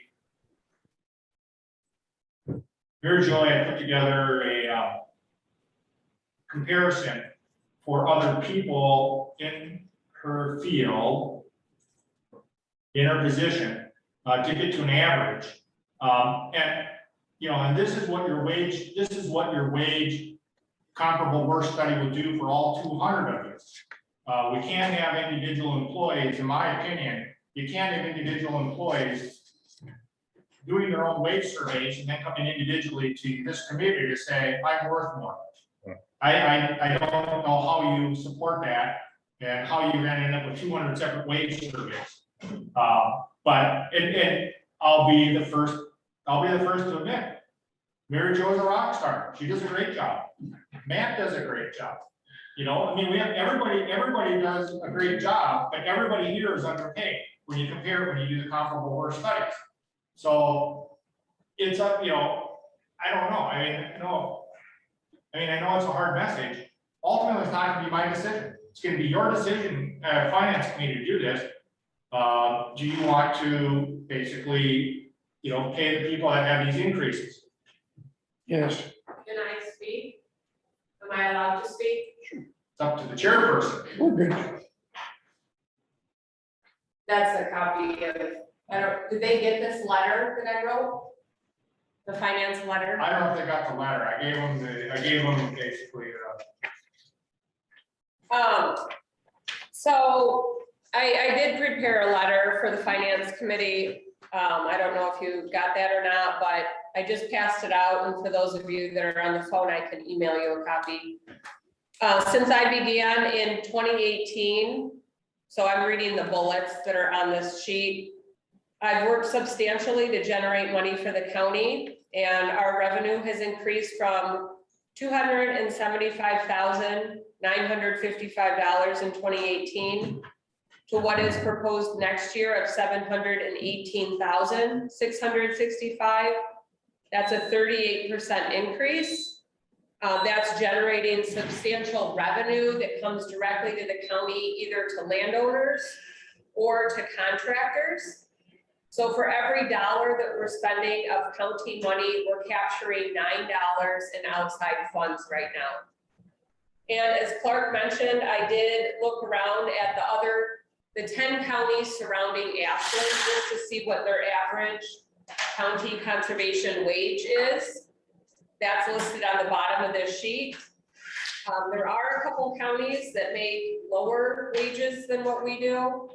There are counties that make more wages, but the average wage is $57,142.92. I'm humbly asking for a wage increase for an average wage. I don't think it's too much to ask, considering the work that I've done for the county in the last 3 years. In addition, for 2022, we are receiving a $90,000 grant from the Department of Army to do some conservation design work in the Marengo River watershed. All the design work is being done in-house. We're not going to be contracting out to any engineering firms. So that's straight up revenue that's coming into the county.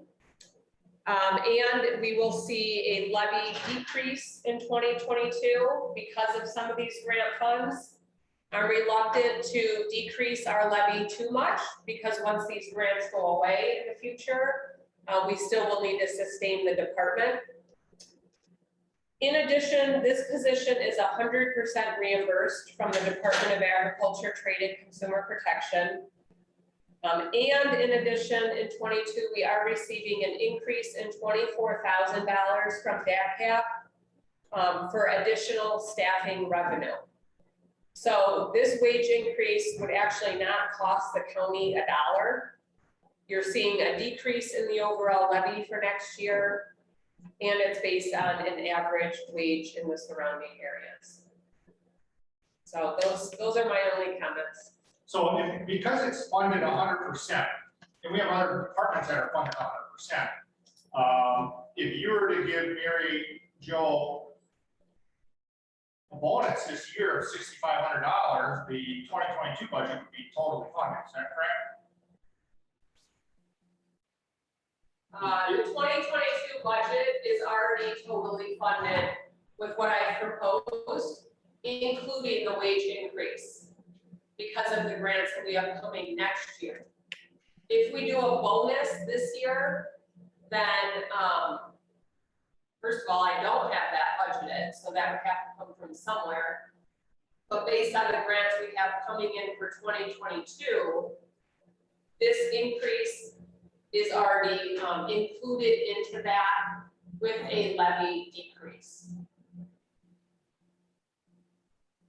And there are certain funds that are tied from DACAP directly to staffing, which cannot be used for other types of expenses. I would just like to say that not all departments have the opportunity to create revenue. And it's something that should be considered if you're going to start handing out wage increases, that our employee morale right now is really bad. And when some people get it because they can generate revenue within their department, it does not sit well with the rest of the employees. So you might want to consider that. Well, it's not a merit. It's not an ask based on merit.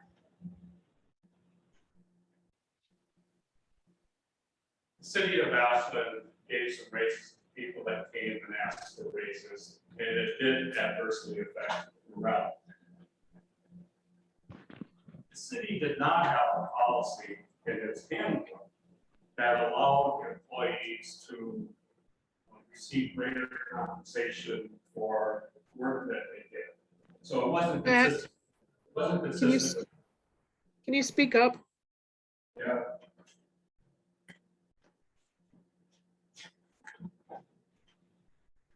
The city of Ashland gave some raises to people that came and asked for raises, and it did create a morale issue.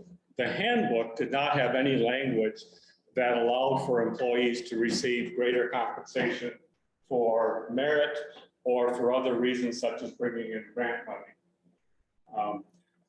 My suggestion, and this is off the top of my head, but my suggestion is the executive committee with the administrator work on changing the handbook so that positions that do bring in grant money have the capacity to do that. And that is probably more than some people realize in the county, so that those positions are incentivized to be productive, to bring in grant money, to bring in those dollars that add to the economic benefit of the county. But also, I really value the work you do, but that's partly because I grew up on a farm and I'm out there all the time. You know, I plant a lot of trees. I see the value in what that office does and have for a very long time. And so for that office to be as productive in all of the ways that you are, it takes a really good person in there along with staff. I have no problem changing the handbook to include language that in positions where they can bring in grant money, and if they do so and they document the benefit to the county economically and otherwise, that there's an opportunity for them to receive more compensation than otherwise. But I think it starts with the handbook changing a policy. And then it does a couple of things. We're always short of revenue in this county. We always are saying we need to find more money, and grants is usually the first thing mentioned. If we change the handbook to incentivize departments and people to bring in that grant money, that's going to help with the county's bottom line. It's also going to help with economic development. It's also going to help to move this county in the direction that we want in terms of a place to live and work, because those counties are going to, or those employees are going to be able to make greater contributions.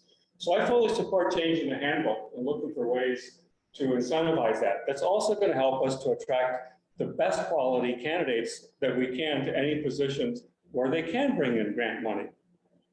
So And to retain them. Yeah, so we already have a policy. I put it up on the screen. Okay. Mayor, National County recognizes the importance of rewarding outstanding performance by their employees and has instituted a process to reward their efforts. The department will have 2 available options for rewarding outstanding performance.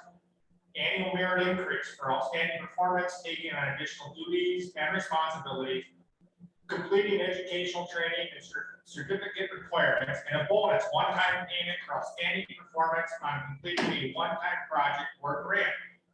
To merit either option 1 or 2, the employee or supervisor needs to complete the annual work plan in the month prior to the work year and the annual performance evaluation the month following completion of the work year. Note for budgetary purposes, the work year is recommended is July 1 through June 30th, with evaluations completed by the 31st. After completing the annual evaluation, the supervisor will recommend one of the following options: no salary increase, cost of living increase, merit increase, one-time bonus. If approved, built into the annual budgeting process. So that is there. Well, And that was completed last year. and this is where okay, that is there, but that doesn't mean that this person can say, okay, if I go out and do this, I know how this is going to affect me. She has to ask for this, and there's no guarantee of getting any of it, which is how it works, right? Correct, and I'm actually not asking based on merit. I'm asking based on an average fair wage. And I'm using the demonstration and increased revenue as an example that can help support the fact that I am trying to go above and beyond what's actually expected. And what I'm proposing is language that says, if a person brings in X dollars, et cetera, and leverages those dollars, that they know that they're going to be compensated for that.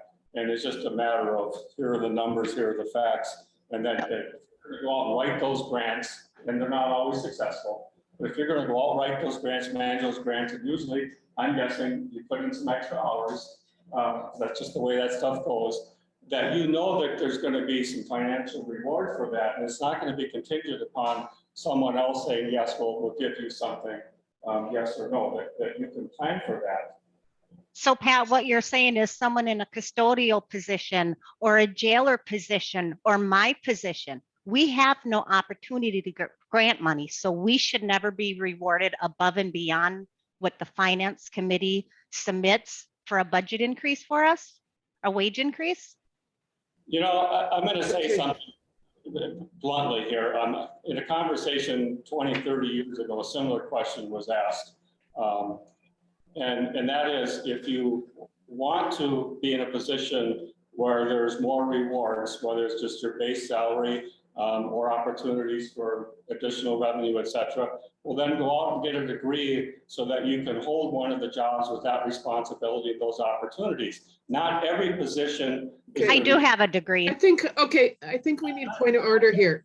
For a committee, we're supposed to be addressing the certain things. Not every person in this county is paid the same, and there's a reason for that. There's different skill sets, experience, and market demand. And one of the things that happened with Act 10 is they wanted government to be more responsive to the market demands in terms of compensation for employees. And so if an employee is a highly valued employee with a skill set that deserves higher rewards, we do that. And if someone wants to be compensated more, then they've got to develop that skill set and experience to move into something higher. That's just how it is. And I do support the principle of which she spoke to here. Laura, you had a comment? I couldn't hear you. I said, point of order, we're supposed to be one addressing the chair and there shouldn't be any back and forth with this stuff. We also, as just executive committee is supposed to be looking at wage scale also.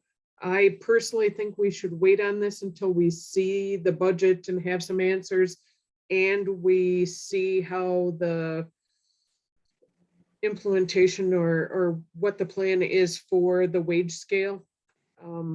I get what Mary Jo is saying, but I think the wage scale thing is going to bring the positions that should be up and make us more competitive as a whole instead of one at a time. Not that I don't think that she deserves every dollar she gets, but I hate to cherry pick out one at a time. Just as a matter of process, I get there's some stuff here on this page that I don't have a copy of in the packet. But I think we need more numbers first and then move on with that. Marty? I'm hoping that we can end this because I'm getting hungry. But I would like to point out that what do we do in the years when there's not the grant writing opportunity?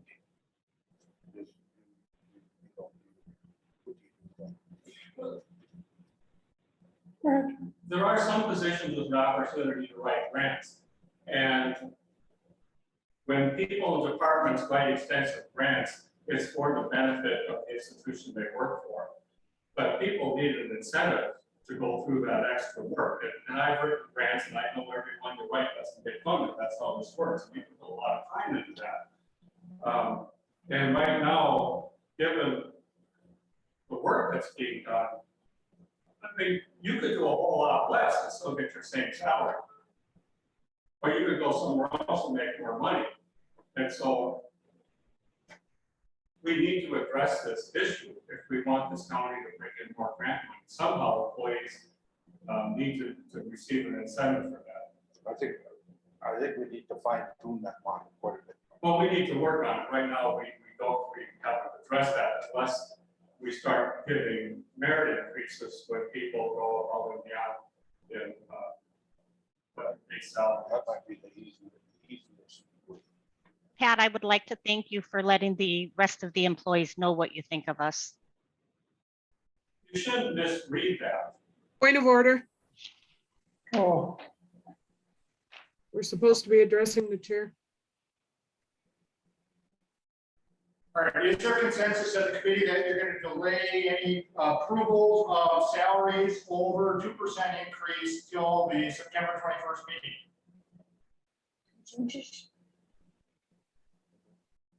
you can consent with. Clark just said. I didn't catch it. Is there consensus with the finance committee that you're going to wait until, as Laura had said, wait until September meeting to consider wage increases that are above the 2% budgeted increases? Yes. Pat? I think we need to delay because I think the proposed budget is a fairly substantial one. I want to see how the ARPA funds play out first. Laura? I think we wait.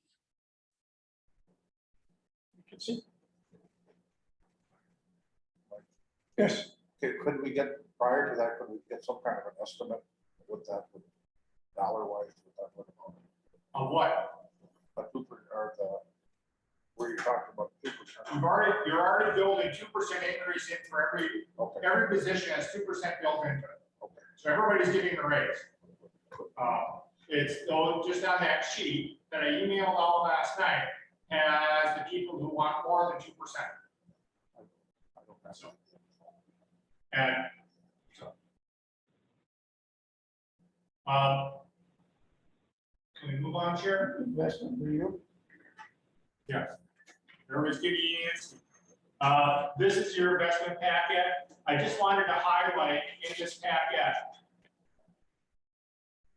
So the bottom line of this one says you got $10 million in there, but I wanted to highlight that the vouchers in there for these settlements. I just wanted you, for your own experience, to see $7 million in settlements. So this is where the money goes. So don't count your chickens till they hatch. The bottom line is, just because you have $10 million in the bank, you got to pay out $7 million. So no real report on that. Any questions on investments? Laura? No? Move on. Let's go to sales tax review. Again, just a report, no action. Sales tax is up.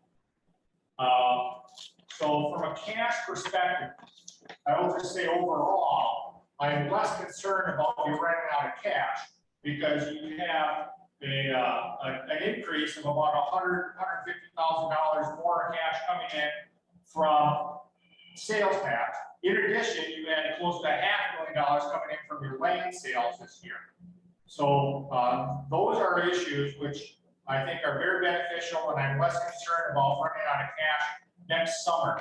My whole concern was the settlement payments in August of 2023. And I think you'll be fine given that, plus the ARPA money. So I think you have, I think you have a gift of 3 years to get your house in order, to live within your means when the ARPA money is not here, and and you're not going to have land sales, and your sales tax will probably go back to normal. So, this is manna from heaven for you for a 36-month period. That's my preach for the day. My dad is a minister. We'll give you a break. Question. Did we have an estimate on the lost revenue calculation yet? So the lost revenue calculation, Steve and Mike are still going through it. In the normal course of the year, there's a built-in expectation of 4.1%. The 2020 had, they're asking the Department of Revenue because you got $500,000 from the city of Mellon to sign a quick claim deed. Okay? So that's one of the questions they have is how do you calculate that $500,000? And if it's obligated, it's one thing. If it's not obligated, we haven't landed on that yet. The assumption is over a 36-month period, you will end up being able to convert whatever you want to the lost revenue. But it's not, maybe not this year. Okay.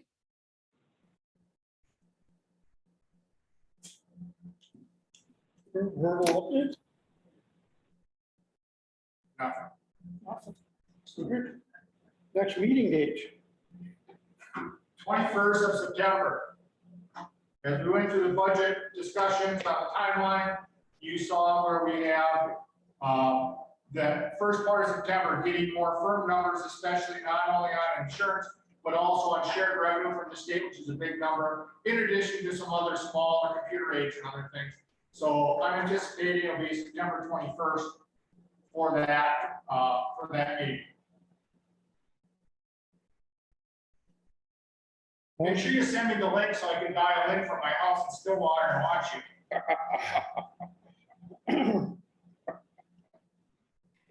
It is public information. I'll have a glass of wine at noon, by the way, there, so. Rub it in, just rub it in. Motion adjourned? So moved.